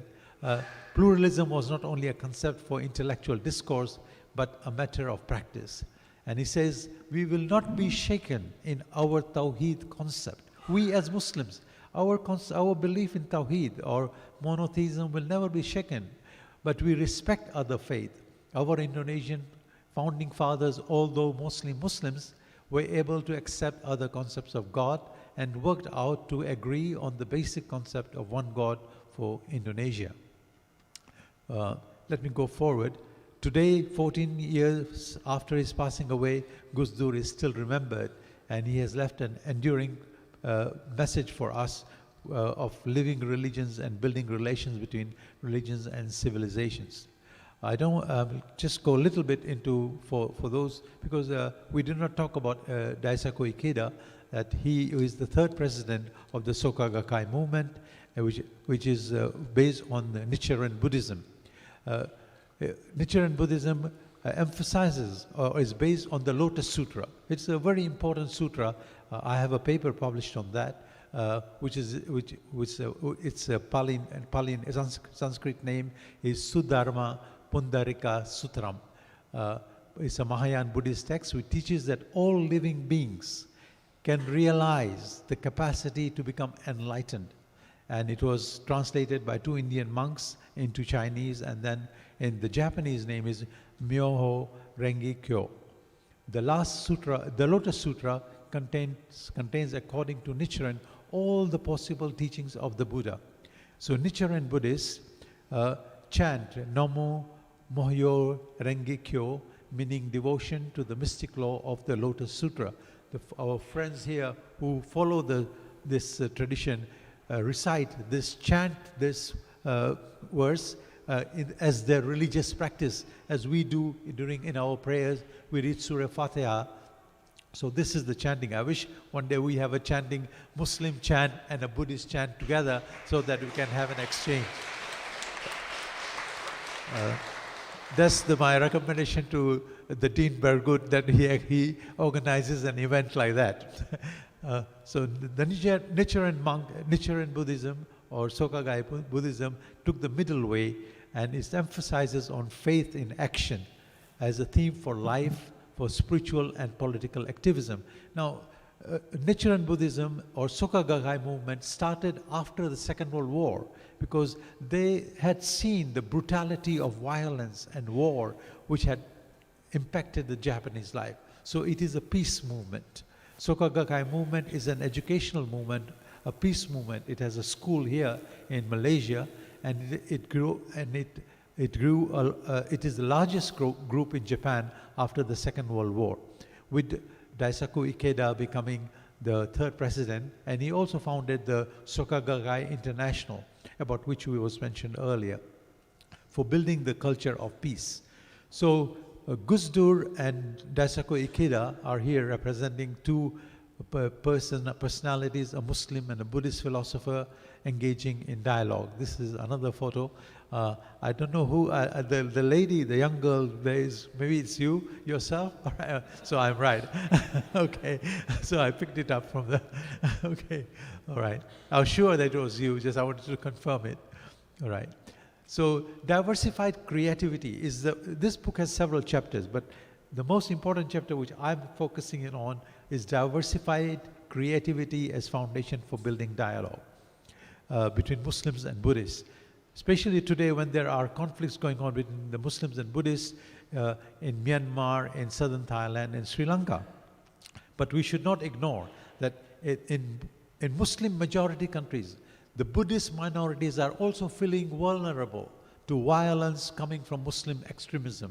So we have to recognize, and in Muslim majority countries, the Buddhists are feeling is vulnerable, and in Buddhist majority countries, the Muslims are feeling vulnerable. So dialogue is the way to build peace and overcome any occasion of violence between the communities.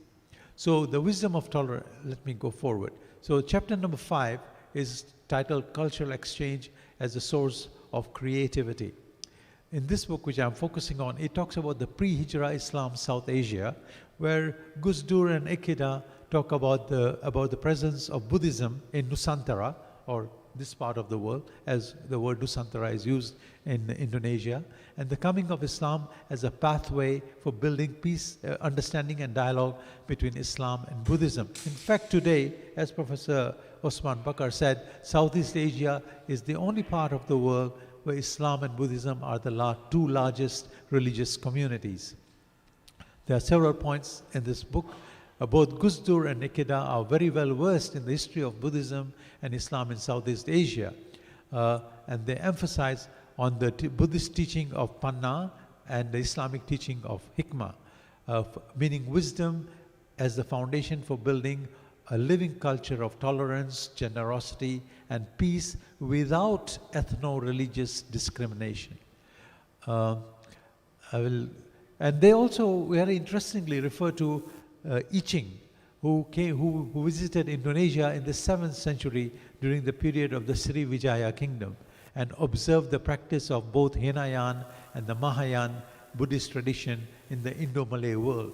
In the Indo-Malay world, your language is very much based in Sanskrit and Pali words. The words, your own language, you use the words like Hari Raya, Puasa, all these terms have Buddhist background to it, Buddhist religious background to it. And I Ching saw that Buddhism was flourishing here in Southeast Asia, and he said that many kings and chieftains in the islands of Southern Sea admire and believe in Buddhism, and their hearts are set on accumulating good action. This book was translated into English in 1896. It's very interesting a text that I wish it is also translated into Malay or Bahasa Indonesia. This is the world of Islam, of Buddhism before the coming of of Islam here.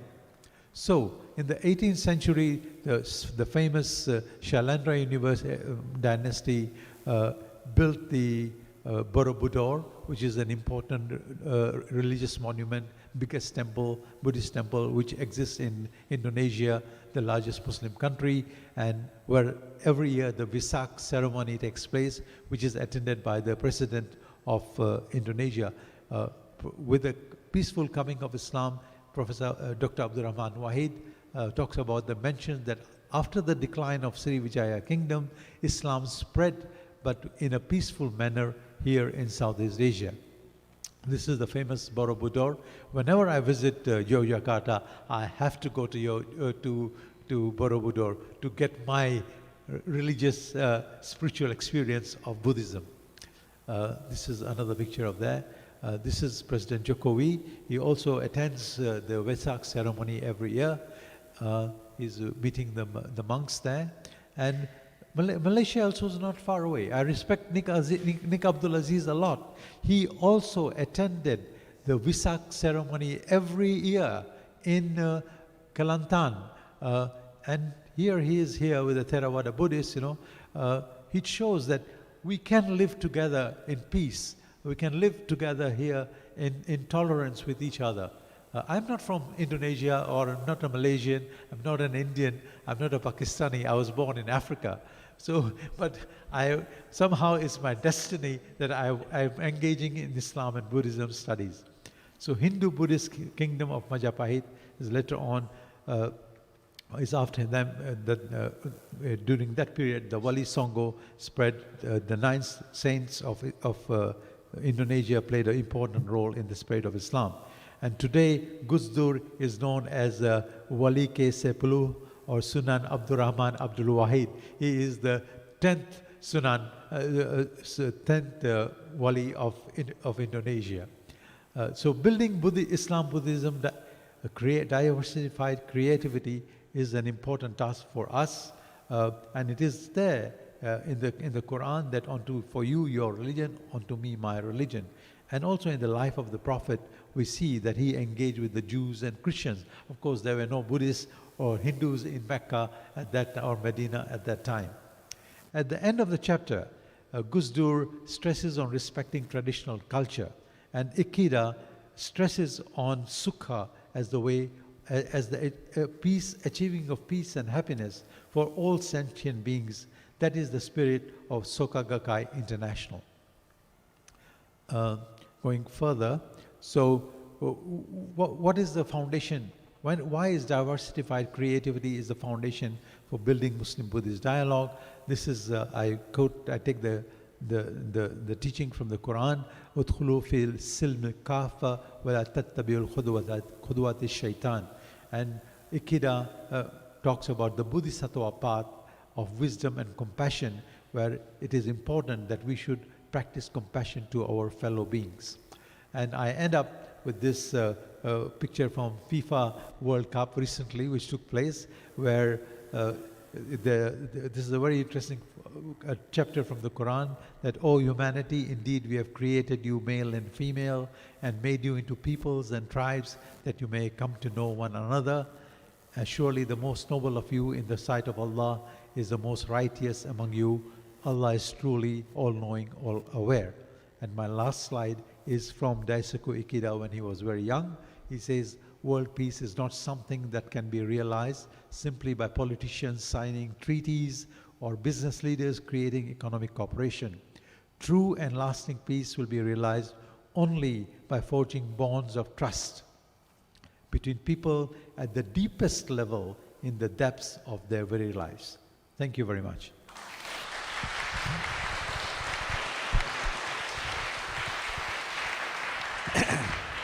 Thank you very much, Associate Professor Dr. Imtiaz Yusof, for very comprehensive presentation. Our discussion continue with the presentation by Ms. Lee Kamiet. She is the young women's leader from Soka Gakkai, Malaysia. You're welcome. Thank you. Yes, since I'm nearest to the rostrum, so I'll just move over there, right? Thank you.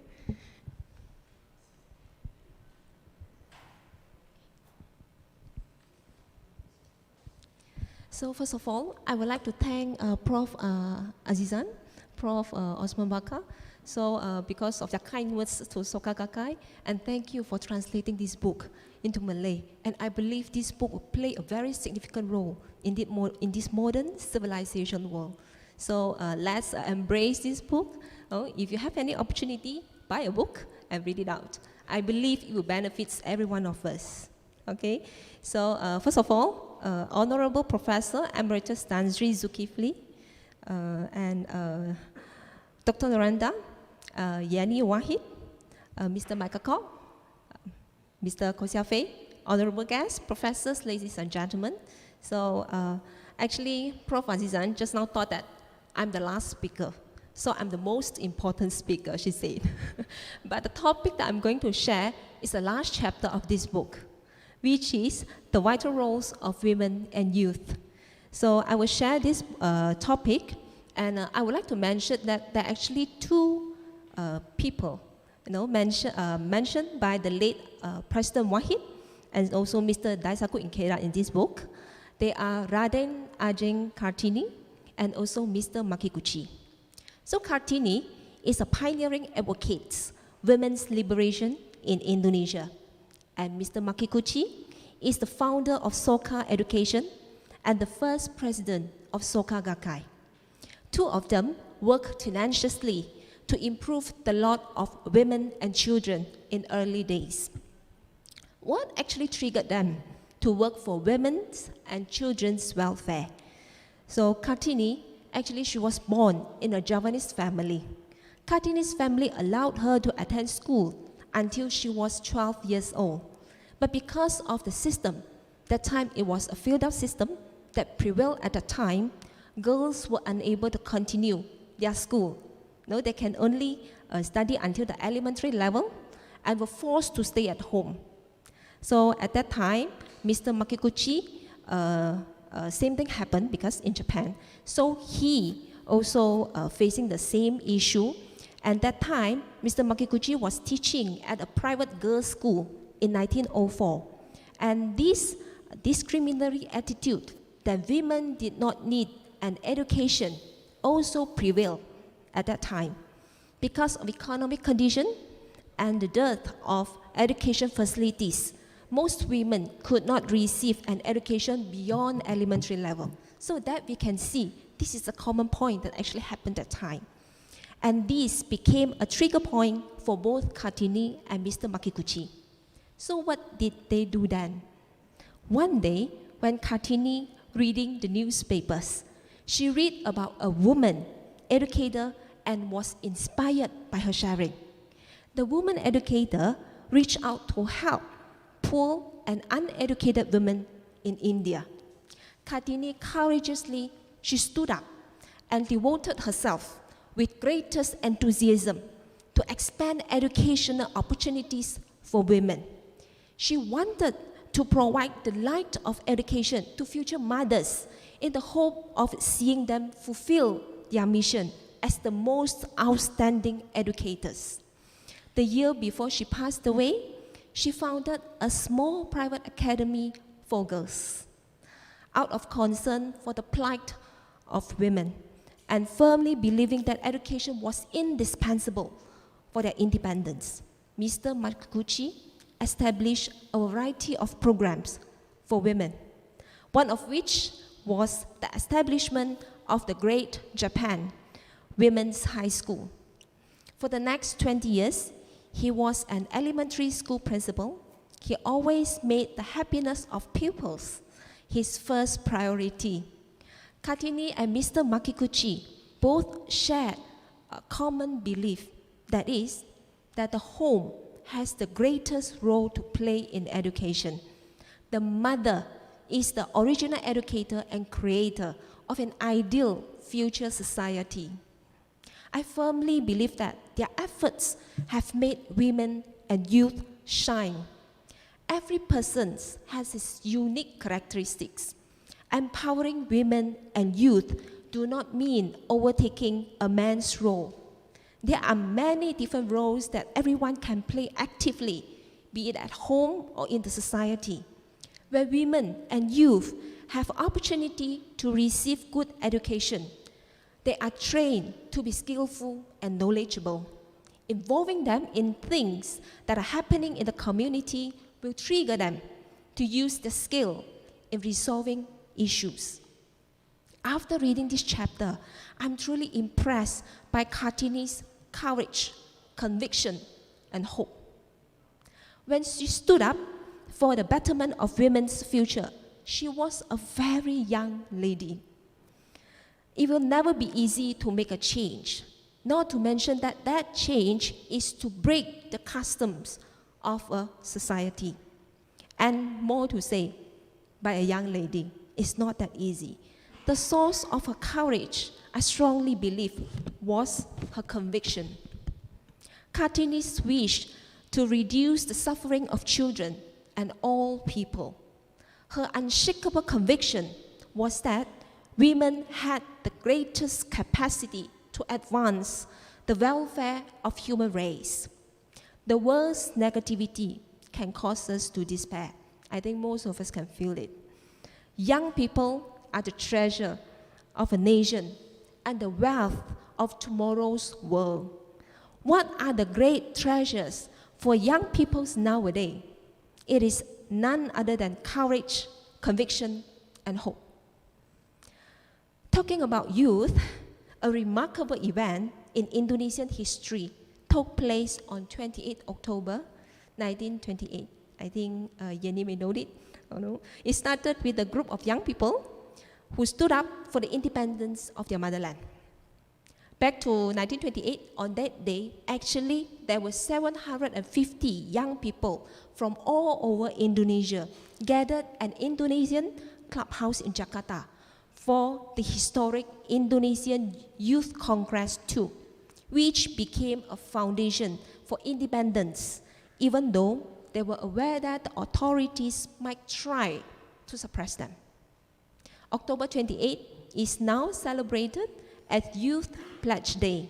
It is a reminder that Indonesians are one people with one language and one country. It brought together all the many and diverse peoples of Indonesia. Kartini's stand-alone spirit and that of the 750 young people had resulted in the emergence of like-minded people. Their spirit reminded me of the words of Mr. Ikeda. I quote, "The courage not to bow to pressure, the courage to stand alone, the courage to maintain one's determination, the courage to look deep into one's heart and confront one's own cowardice and arrogance, the courage to challenge difficulties.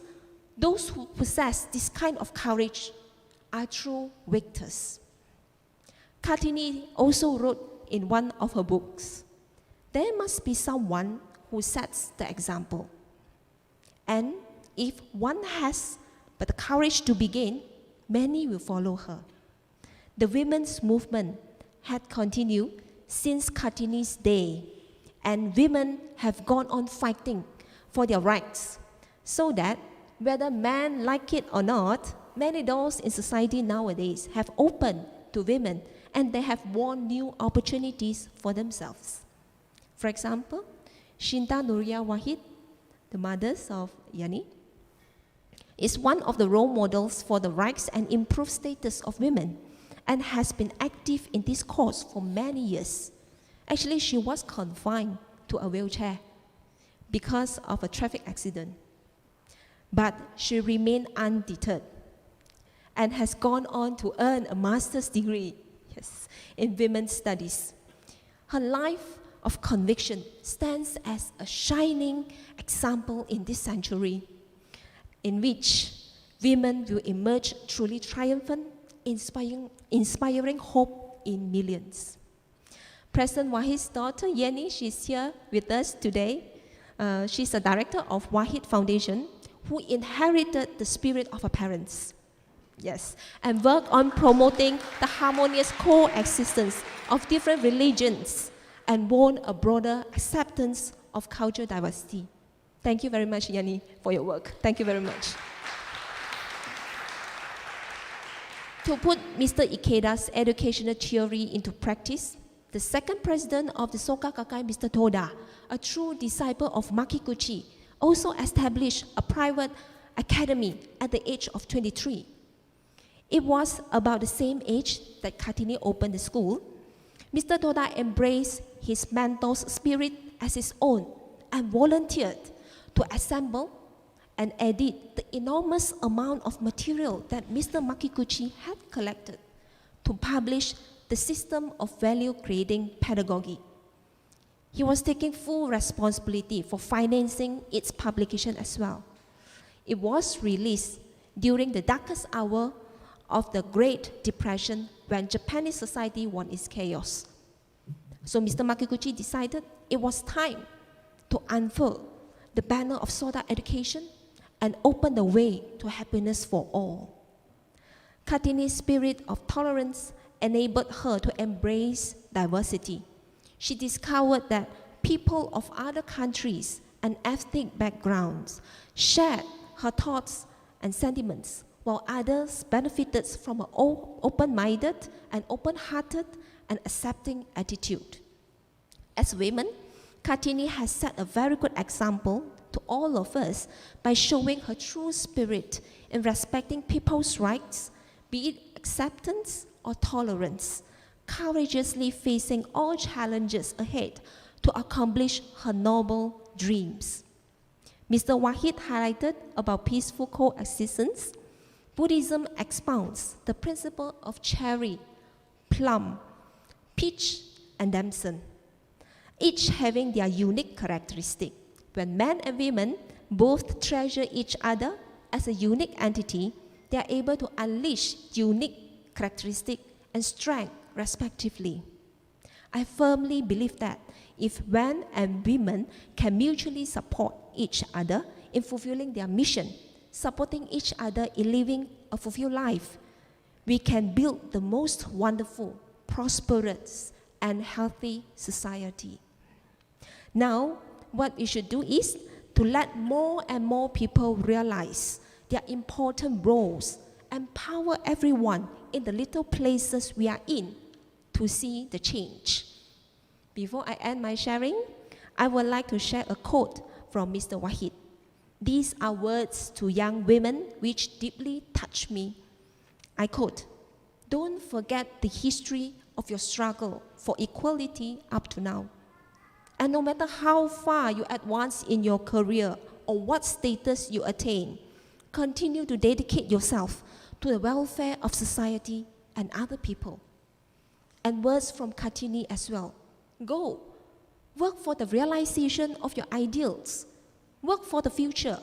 Work for the good of thousands who are bent beneath the yoke of unjust laws, who have a false conception of good and evil.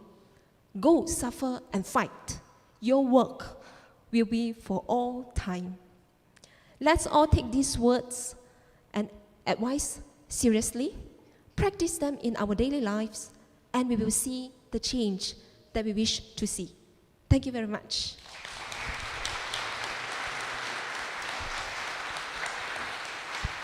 Thank you very much, Ms. Lee, for your excellent presentation. Let us continue with Dr. Jimmy Tamkok Chian, the Student Division Secretary for Soka Gakkai, Malaysia, and he is also an academic. He's an acting head of the School of Social Sciences at the Harriet Ward University, Malaysia. You're welcome, sir. Thank you. Thank you. Thank you, moderator. So normally the last person will have the most pressure, especially for lunchtime as well. So, yep. So, Honorable Professor Emeritus Tan Sri Dato' Zulkifli, Dr. Randa Yeni Wahid, Mr. Michael Kok, and Mr. Kok, honorable panelists, and to all our guests today. Greetings of peace and a very good morning to all. Thank you very much for giving me this opportunity to share my impression after reading this book. So to me, this book titled The Wisdom of Tolerance, A Philosophy of Generosity and Peace, is a book written sincerely for almost 7 years for the future generation, for the world peace and also for civilization. As suggested by its title, the book stresses the tolerance as a foundation of peace. So I found it very relevant to all of us here, especially in Malaysia. So a multicultural, multiracial, and multi-religious country. In addition to that, with the accelerating pace of globalization, the world, in fact, are getting smaller. And we are now living with many more people in the world with a different cultural background and religions. Thus, now more than ever, it is crucial for us to actually learn to live together harmoniously. And this book, I believe, can shed light on the significance of tolerance and for the sake of peace and also civilization. I really like that this book comes in the form of dialogue. So it emphasizes the importance of dialogue in achieving mutual understanding and also peace. So as President Wahid said, dialogue can provide a human face regardless of ethnicity, cultural differences, or historical backgrounds, and pave way for promotion of common values and a commitment for a global culture of peace and harmony. So it is extremely important because peace is the foundation for whatever we do in this world. So this dialogue between the Buddhist, which is a president of Soka Gakkai International, and the Islamic leader, chairman of Nahdlatul Ulama, demonstrates to us that there are so many commonalities in their philosophies for peace. So in particular, I would like to share on, to discuss chapter 3 of this book, the struggles of youth and the search for answer. In single word, the answer for struggles of youth is peace. This was the great desire of the two leaders. As President Ikeda said, nothing is more precious than peace. Nothing brings more happiness. Peace is the most basic starting point for the advancement of humankind. So the question is how to achieve peace. So I would like to share a few points that inspired me from this chapter, and I will share the main takeaway from 3 perspectives. So the first perspective is the role of culture in nurturing one's love for humanity. So through reading their dialogue, I realized that culture is an important factor in discovering our common humanity. So the two leaders spoke about their respective local folk tales, which is the Indonesian story of Bamboo Princess and the Japanese Taketori Monogatari. So they both agreed that the folk tales are similar and share common values. And both leaders are delightful to discover the common humanity that all cultures share. So for example, in case of Malaysia as well, we do have the story of Putri Santubok that emphasizes the importance of maintaining harmony, keeping promises, and not getting into conflict for over trivial matters. So from these tales, I learned the wisdoms and richness of culture in a society.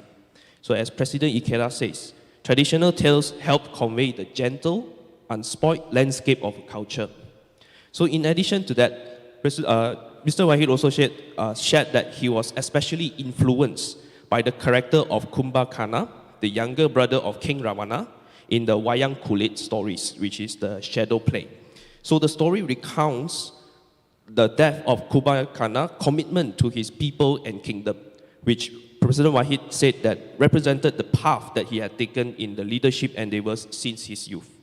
So it is essentially means that the struggle to serve one's people and the courage, dedication, and the compassion that it entails. So the second point I would like to share is planting the seeds of peace through education. So it is important to plant the seeds of peace through education, and especially family education. So President Ikeda shared the family is the first and finest school. I still remember the lessons my parents taught me as a child, such as to be considerate and always tell the truth. So on one occasion, an American soldier parachuted out of his plane, which had been shot down, and landed in Japan. So in an area where President Ikeda lived as a young boy. So when the soldier landed, he was beaten up with sticks and kicked by an angry mob until the military came, blindfolded him, and led him away. So when he told his mother about this, his mother's response was full with concern. So she remarked, how terrible, the poor boy. His mother must be so worried about him. So the way his mother responded full of compassion, irregardless of the race, moved President Ikeda. So similarly as well, from President Wahid, so he actually inherited the spirit to fight for the sake of people from his grandfather and his father. So when he was a boy, his grandfather always shared stories with him. Through those stories, he learns lessons on the spirit of tolerance and acceptance, of respect for all people, and respect for all people. So in addition, his teachers and people in his community taught him the importance of behaving with sincerity and integrity to all. So the lesson I learned from here is that I believe everyone heard of the saying goes, it takes a whole village to raise a child. So I can confidently conclude, okay, to nurture peace and tolerance in a society begins with each one of us. It is our responsibility to be the role model to instill the seed of peace and tolerance to our future. So the third point we'd like to share is the importance of having a spiritual pillar and a great mentor in life. So the two men shared the importance of having mentors in life. Mentors can inspire us in overcoming struggles in life and living the most fulfilling life for greater good. So President Ikeda has met his mentor, Jose Toda, at the age of 19 after World War II. So the military regime had made state Shinto the nation's spiritual pillar to rally support for the war. But when Japan was defeated, that pillar has been shattered and lost. So this left all the youth were uncertain about what to believe, and many had suffered from a sense of spiritual emptiness, doubt, and also confusion. So the people were yearning for a strong spiritual pillars in which they could believe. So President Ikeda was one such person. So it was at such the time he met Toda. He was drawn by Toda's character, his behavior as a human being, and his unwavering faith that he decided to join him on the same path of religious faith and practice. So Toda's peace philosophy, idea of global citizenship, and declaration calling for the abolition of nuclear weapons were among his foremost legacy to President Ikeda. So the youth and people of the world. So Mr. Ikeda has striven continuously to make his mentor's vision and ideas a reality even to this day. So likewise, President Wahid also looked up to his grandfather and father as his mentors in life. So he has also dedicated his existence to seeing that his grandfather's and father's ideals were realized during his lifetime. So this has also led him to deliver such a confidence in the truth of his conviction, enable him to endure anything, including all kinds of hardship and criticism, with main objective, that is to always serve the people.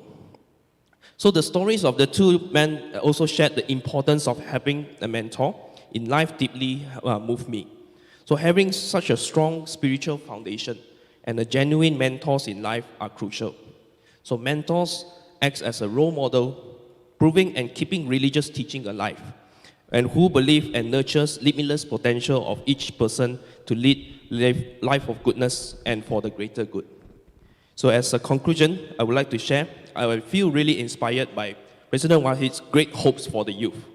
He hopes that youth will be courageous in speaking up the truth and stand against violence and war at all costs, to be able to identify between wrong or right and speak up for what's need to be said, no matter to whom. And we must never become intoxicated by power and lead a life of goodness. So in fact, these are all echoed by Mr. Ikeda as well. Everyone's love, peace, and happiness. As I read the book, it made me reflect on myself as a youth and inspire me to cultivate wisdom and also courage. So with that, I thank you all for your attention. Thank you. Thank you very much, Dr. Jimmy, for your excellent insights. And please, let us give a round of applause to all panelists.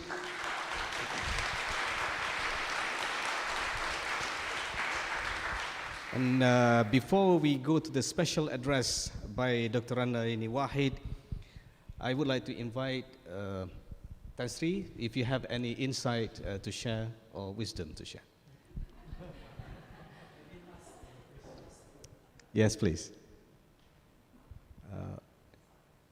Prof? Yeah. Okay.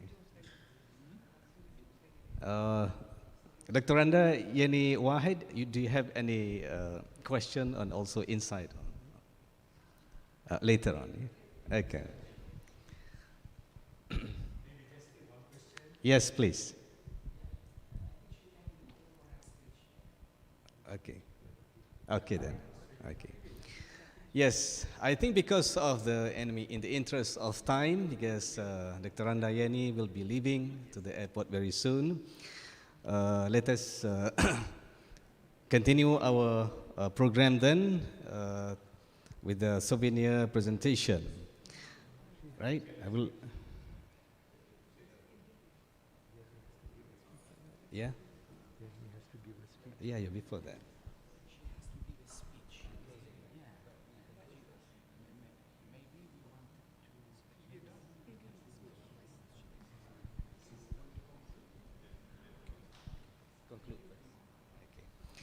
So we conclude our forum, and after that we go for the special address by the Dr. Randa Yeni.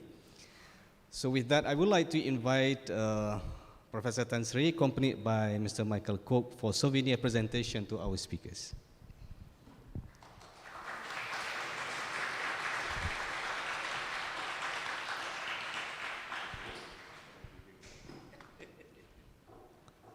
Okay, thank you. Yes, firstly, Professor Dr. Usman Bakar.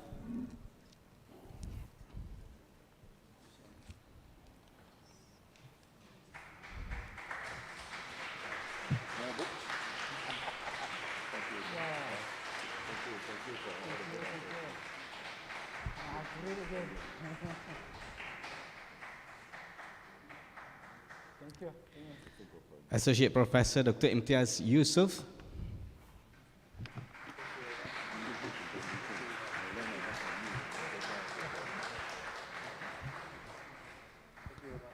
Dr. Azizan.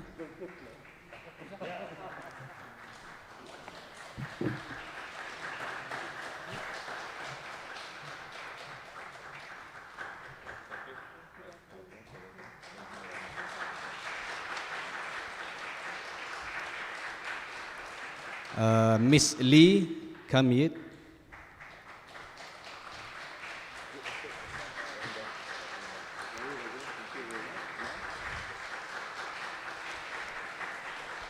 And Dr. Jimmy Tam Kok Chian.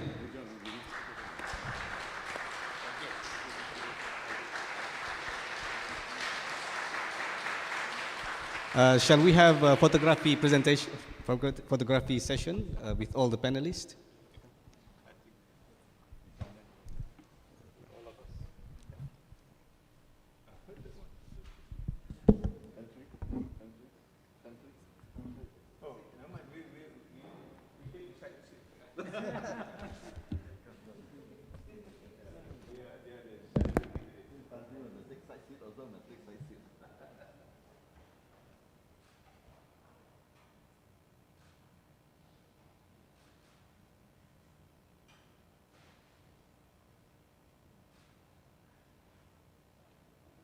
Thank you very much. Thank you very much.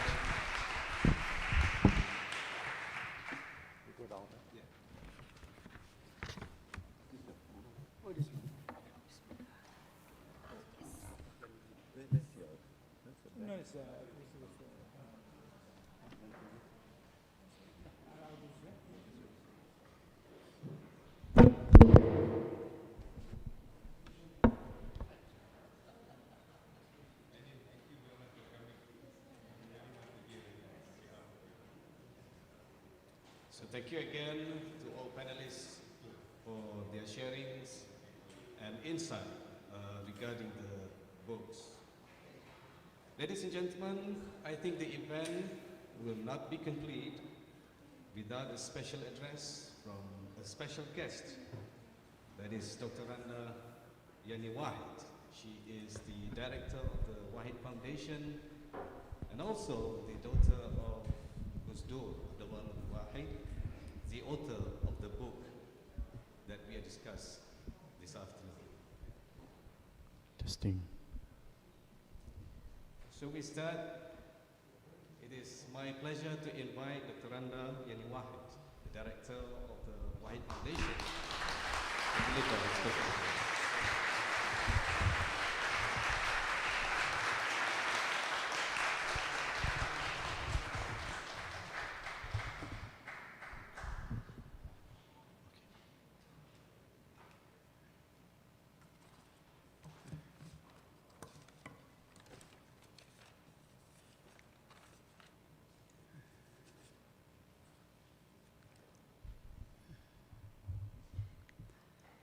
Assalamualaikum warahmatullahi wabarakatuh.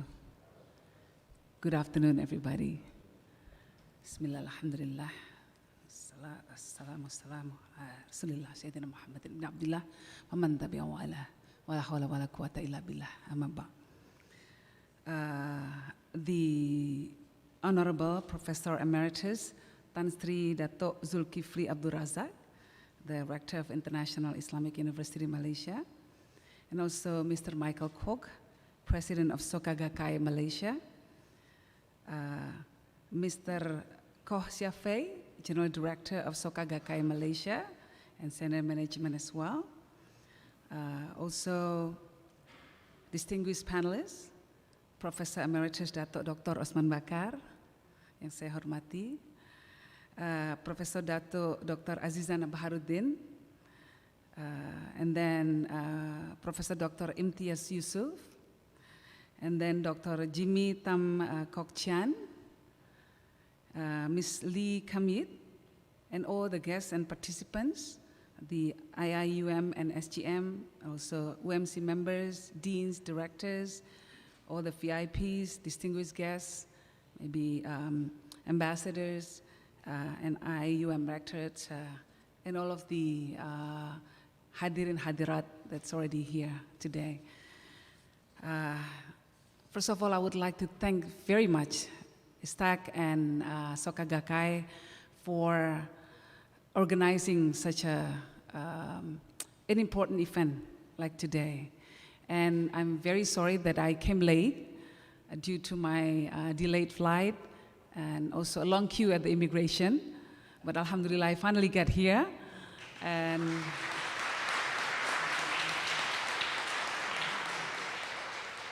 even though I won't be able to stay for too long because I have to catch a 4 o'clock flight to go back to Indonesia again.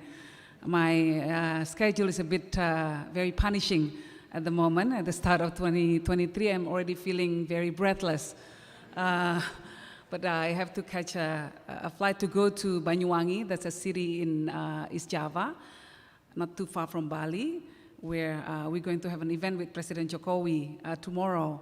And I am the head of the organizer. So I have to be there, of course, tomorrow. It's a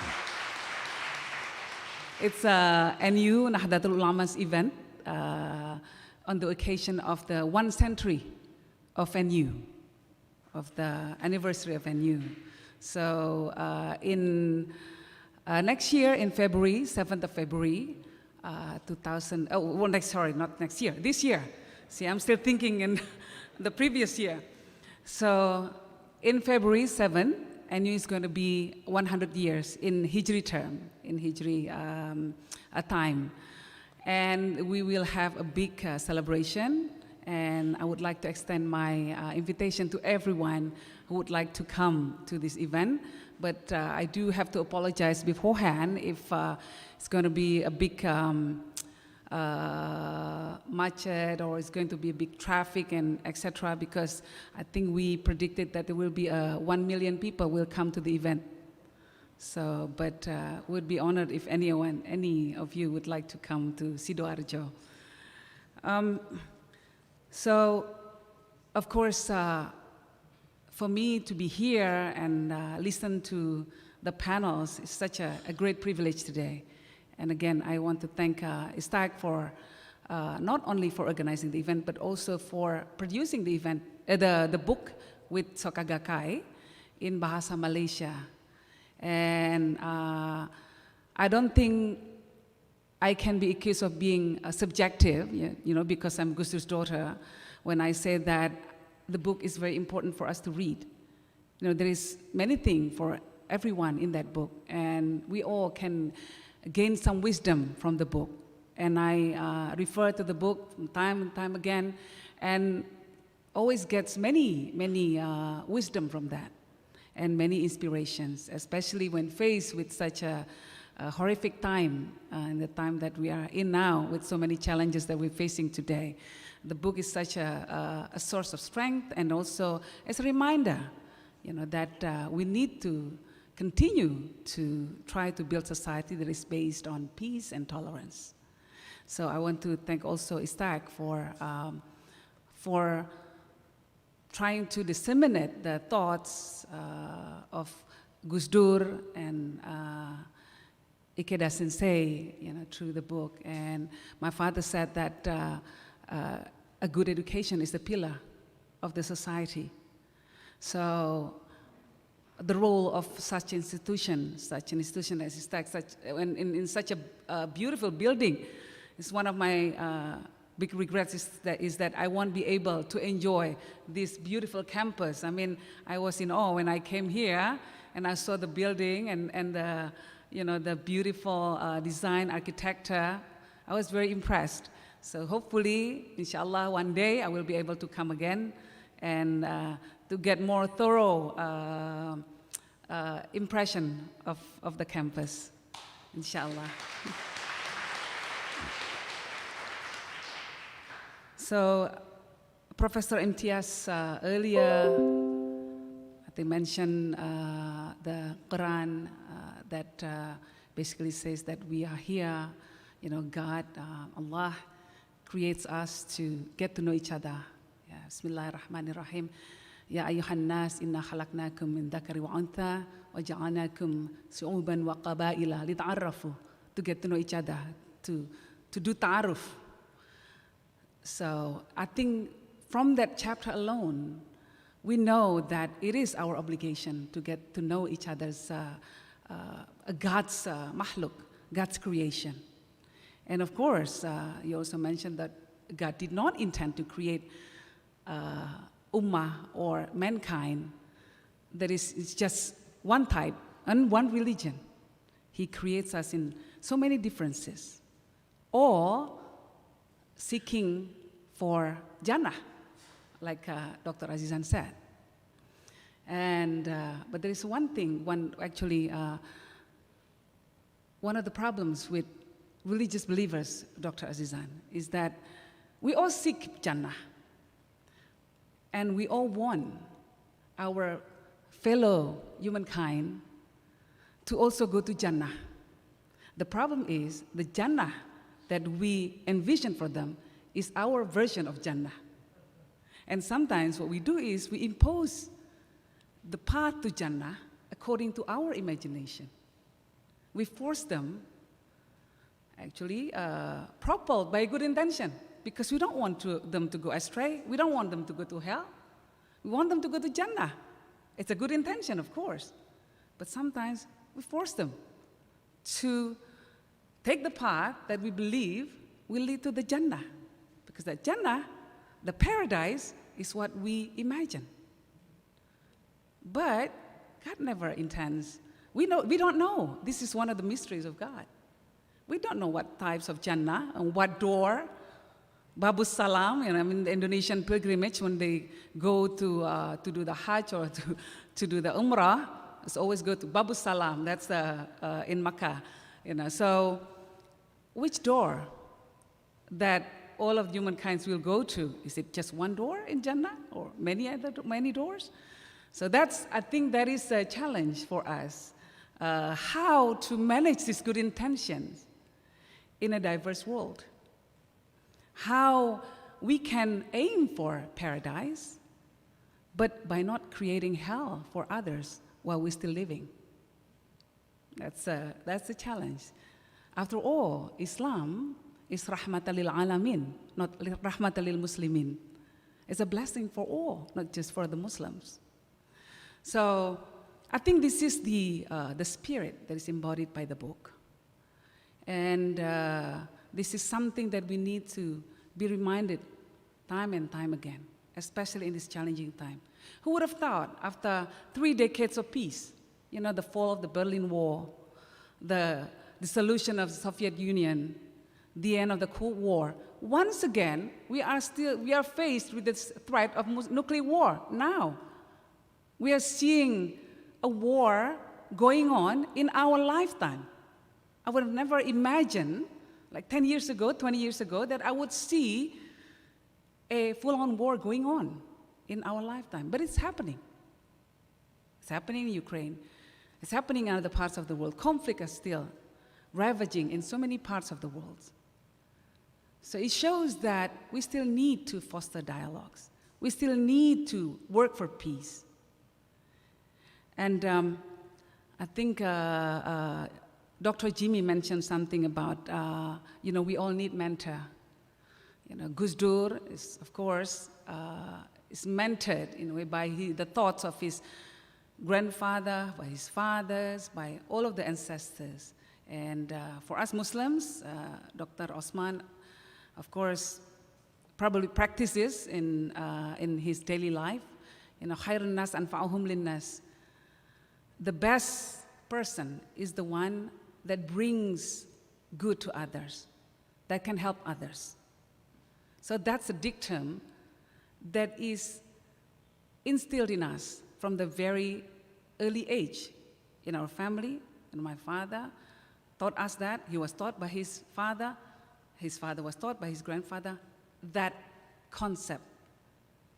And so I think it is imperative that we all strive to be a good person by doing good for others, especially for Muslims, because Rasulullah SAW mentioned that a good Muslim is the one that can provide safety to others from the tongue and from bad deeds.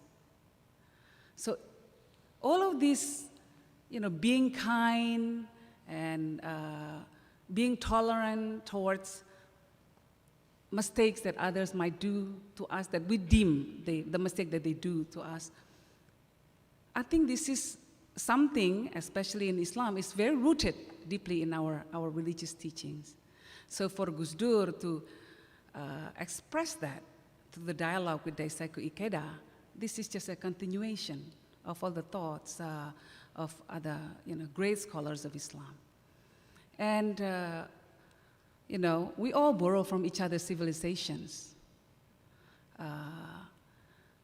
No one can say that their civilization, be that Western civilization, Asian civilization, Islamic civilization, is standing on their own greatness.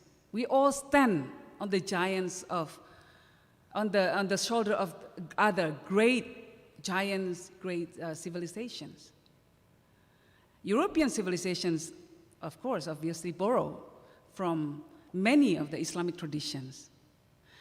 Professor Osman, one of my favorites, my new favorite now, is actually the book Samshul Ma'arif by Sheikh Ahmad Al-Bunni, which some scholars in Islam thought that it's not the most, it's a forbidden book. Some people would say it's a forbidden book. But actually there are some gems in there in terms of it contains so many scientific knowledge there. He was alive in the 12th century. Right? I think Professor knows more than I do, so please correct me if I'm wrong. But what is striking, hundreds of years before Copernicus actually said that that the sun, we all, there's an orbit, we all orbit around the sun. Al-Bunni already said that the world is flat. The world is round. The earth is round, not the world is flat.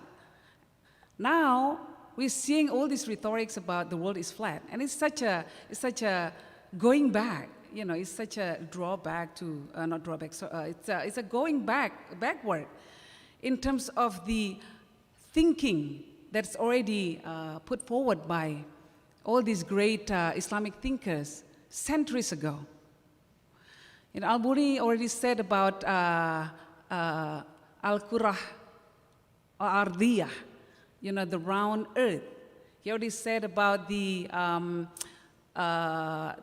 many things that really strengthens this new scientific concept, about the earth and how our universe actually works. And so, the concept of even the number 0, some people think that it's also founded from the Islamic civilizations. There's so many things that we borrow from each other's cultures and civilizations that I don't think we can be arrogant and say that we are the greatest. And so I think this is one of the best lessons that we can get from this dialogue, from the interactions between Daisaku Ikeda and my father, is that there are so many common grounds, like you said, Professor, so many common grounds between civilizations, between cultures, between thoughts, that we simply need to look for them and find a path that will lead to a better world based on these common grounds. Because if we try to find differences, there are plenty, especially now in this day and age. And there's so many challenges that we face because of some people would like to see a polarized world for their own interests, political interests, profit interests. And I think it is our job to try to balance that out. In a world that is very much polarized by political identities, in a world in which the youth feels a sense of grief, in a world where emotions run high, I think we need more dialogues. One of our research at the Wahid Foundation, we do research on what drives the radicalization, especially amongst the youth. And one of the factors that we found is that a sense of grief and a sense of injustice is something that could trigger a youth to be radicalized. So our youth now are facing these challenges. They see injustices happening. They see a sense of grief, especially in a society that is where there is a big gap between the rich and the poor. They feel that their future is bleak. They feel that life is unfair. So when they met with people who advocate for a more just society, but using the emotional language of religion and politics, but done wrongly, in a wrong way, in a wrong interpretations, what you have is youth that could be radicalized. In Indonesia, we have had attacks on churches several years ago. And there was an analysis done by an expert on handwriting, who analyzed the handwriting of the perpetrators of the bombers. And this expert found that the perpetrators of the bombers felt, gelisah. They felt a grief. They felt that something is wrong with their lives. And they tried to find meaning through doing an act of jihad. And so this is in line with our own finding. So in a world like this, a mentor is needed to make sure that youth will be guided through these challenging times. Every time they look at the internet, they look at social media, they saw influencers, they saw celebrities flexing their richness, They saw people looking very successful instantly, riding, Porsche or Ferrari or all these cars. I don't know many things much things about cars. So, but they saw these people, all these fake influencers traveling in first class, even though it might be fake. But this gets into the psyche of the youth, and they feel that my life is nothing. They compare their lives to these fake lives. And they couldn't help feeling dissolute. They couldn't help feeling restless. And when you've got this kind of society, then we need to step up. We need to provide them with mentorship. We need to guide them so that they won't be falling prey to the rhetoric of radicalization. So this is, I think, the most important message that we need to take away from this book, is that we need to continue the strive for a better society. I read somewhere, which is something that is very, very interesting. It says that there's no such a thing as darkness. Darkness is only the absence of light. So if you don't want darkness to prevail, then we all need to light our own candles. We all need to be that candle, because one candle is not enough. We all need to be that candles. We all need to be Daisaku Ikeda. We all need to be Gus Dur. And from there, we can create a more just and peaceful society. And with that, I thank you. Allahumma muwaffiq ila aqwamit thariq. Wassalamualaikum warahmatullahi wabarakatuh.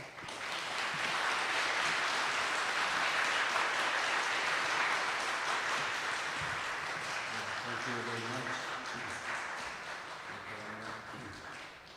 Actually, half an hour is not enough, for you to speak. I think before we end, it is okay for you to share your wisdom a little bit, Tan Sri.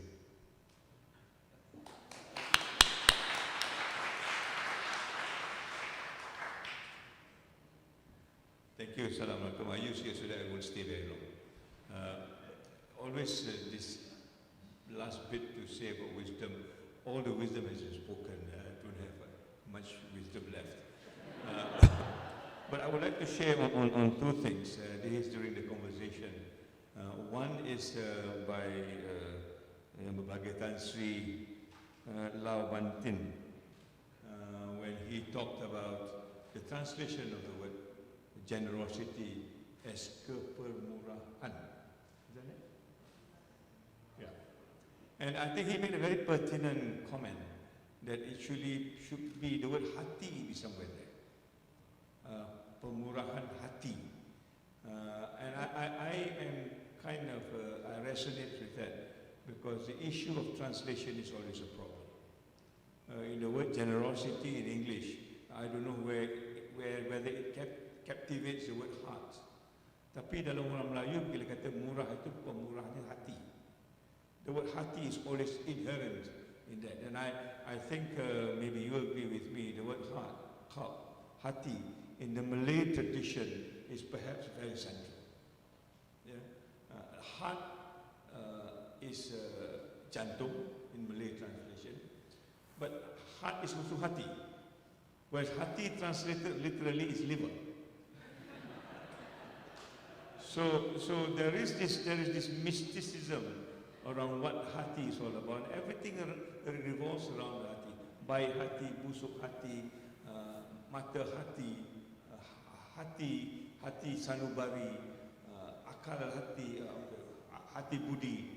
So the word hati is very central, and I like to thank Tan Sri for highlighting this, because unless and until we put the translation in its proper perspective, we probably lose some of this wisdom. Yeah? The key word is certainly murah, But none of us want to be associated with this keyword because murah means cheap. Yeah? Everybody wants to run away from anything that's cheap because we are told that everything that is worthy is something must be expensive.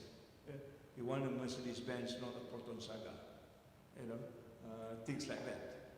But these are all very material in this context. And I worry also that we are all infected by this materialism, that we want only the good materials, but we forgot the hati in its actual wisdom that I talked to you about, which is beyond just the material goods. Right? And therefore, when you add the word pemurah, which is the person that is involved, or the act that is involved, then it means entirely very different thing. I want to be pemurah. I want to be that generous person. Although the word murah is there, but the word murah has been transformed almost 360 degrees, that I want to be pemurah. I want to be that generous person. And therefore the pemurah becomes another verb that all of us must try to achieve. We want to be that person. We want to be involved in that act. And unless your hati is involved as a pemurah, then you will not be pemurah. You become automatically a generous person because your heart says so. I give my money away not because he or she has got something to do with me. It's just that generosity that comes almost inherently in my heart, that I want to be part of it. And therefore this whole idea of generosity, these two gentlemen is discussing, is more than just a book. I think we need to reflect it within ourselves, as I think inshallah Tan Sri Azizan talks about. We need to start from within. And until we start from within, the rest I think will not be there. And how do we start from within? I think is a question of education. We go back to the education business. If education starts from outside, it's an inside-out process rather than it's outside-in process rather than inside-out process, then I think we'll probably not arrive at the point that we are trying to arrive at. So that is one reflection just by talking to Tan Sri, and I hope we can talk a little bit more on this. The second one is of course Dr. Imtiaz, when he says Zulkifl and Buddha. I've read this long time ago, but they're not articulated because it may sound very egocentric because my name is associated with it. But nowadays it's an open secret. Let me say my version that I read is from the word Kafila Vastu. Kafila Vastu is in Nepal. It is where Buddha was born. And the word Zulkifl, I think the root word, if I'm not mistaken, apologize if I'm wrong, is Kafala. And that counts for Kafila Vastu. And therefore, it's the person from this place. Who else is the person from this place that thanked the prophets sort of hood is probably Buddha. So there is this resemblance, there is this implication that if Buddha is the prophet, then I think we need to introspectively look at what Buddha is all about. And the one that actually, the point that takes me as far as Buddha is concerned, when he comes, he's a prince, right? He stays in a very protected environment. He's not meant to go out. But God has made it that he leaves the place at the age of 29 and found out that the world, as Ibu mentioned, it's not the world of perfection. It's a world that is very ugly, a world of discrimination, a world of all sorts of things that he probably would not imagine or see in the palace itself. At the age of 29, is at the age of many of us who will graduate from the university. At the age of 29, Buddha saw the path to enlightenment. At the age of 29, when we hold a degree from this university or any other university, did we see the enlightenment? I don't think so. I don't think so. And therefore, there is this thing that we need to look at. What is education is all about? If education at the end of the day do not bring the enlightenment, including the Jannah or the Nirvana or whatever you have, then I think education is not suited in the right way. And I think it's therefore our responsibility to bring it back so that we will create a different kind of Buddha as they graduate from the university, because the hearts are enlightened. And we go back to this idea of Pemura, and all the things will be then meshed up together. And this is where I think this seminar will bring to the higher level of discussion. We start off with a book, can we end up with another book that dissects this and gives us a true meaning of what we are here for, to make sure that the world is a world that all of us will be proud of, that we contribute. It's not about us, but it's for other people, just like the way Buddha demonstrated it. So that is the few things that I can think of. Please don't call me again for any wisdom. I've done all of it. So thank you very much. I would like to thank all of you for staying back. It is not a concert. In a concert, people will do this. Here we sit down and listen, and it boggles our mind. But at the end of the day, this is what we are here for. We're trying to make changes, and the true changes is a true change within yourself. If that does not happen today, hopefully it will happen tomorrow. At any point, it must happen before the change really happens. Thank you very much. Assalamu alaikum.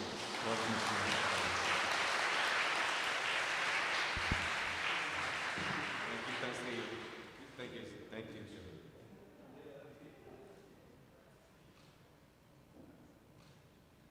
Yes, I would like to thank you again, Tasri.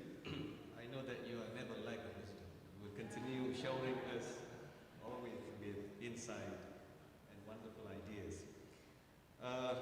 In appreciating the presence of Bu Yani and also your thought to our event, it is my pleasure to invite Tan Sri and also Mr. Michael Kok for the souvenir presentation from ISTAC and also SGN.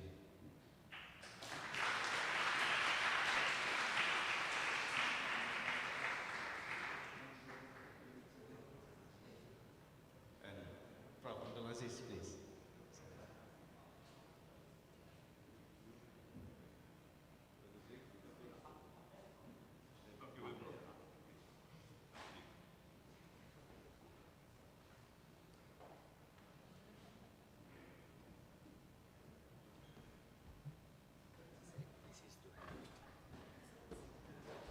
This is small, this is the campus.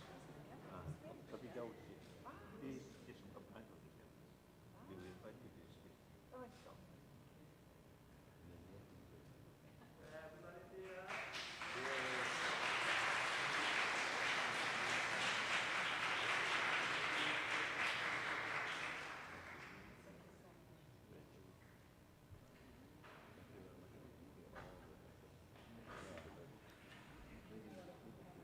And these are the books.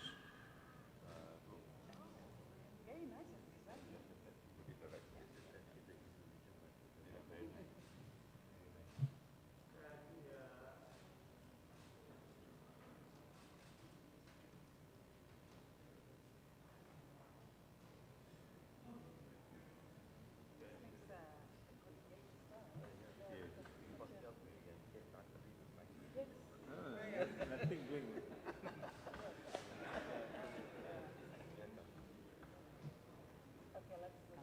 Yeah, thank you. Please, sila. Thank you very much.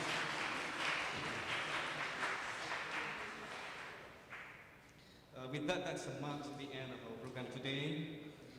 ISTAC and SGM would like to express our gratitude and thanks to all participants, especially the special guest today, that is Yen Wahid. It's very wonderful to have you here. And in fact, we were together at the, I think the Asia Prime Dialogue in the TV Metro Jakarta interview. It is great to see you in person in ISTAC, including those who are following our event online for attending this program today.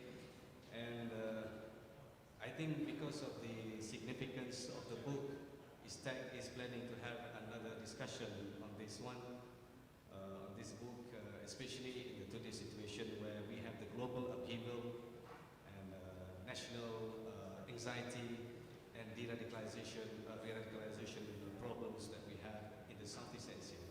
So I think the book is very, very relevant into this context. And we also would like to express our gratitude and thanks to all and sincerest apology for any shortcoming.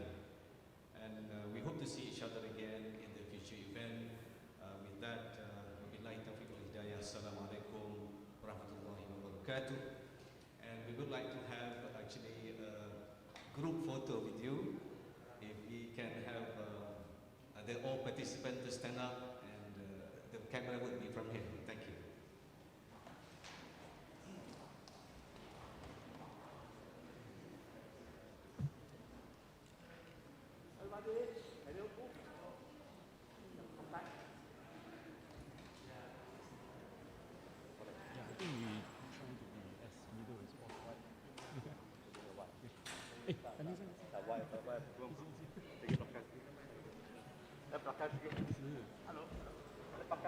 Change.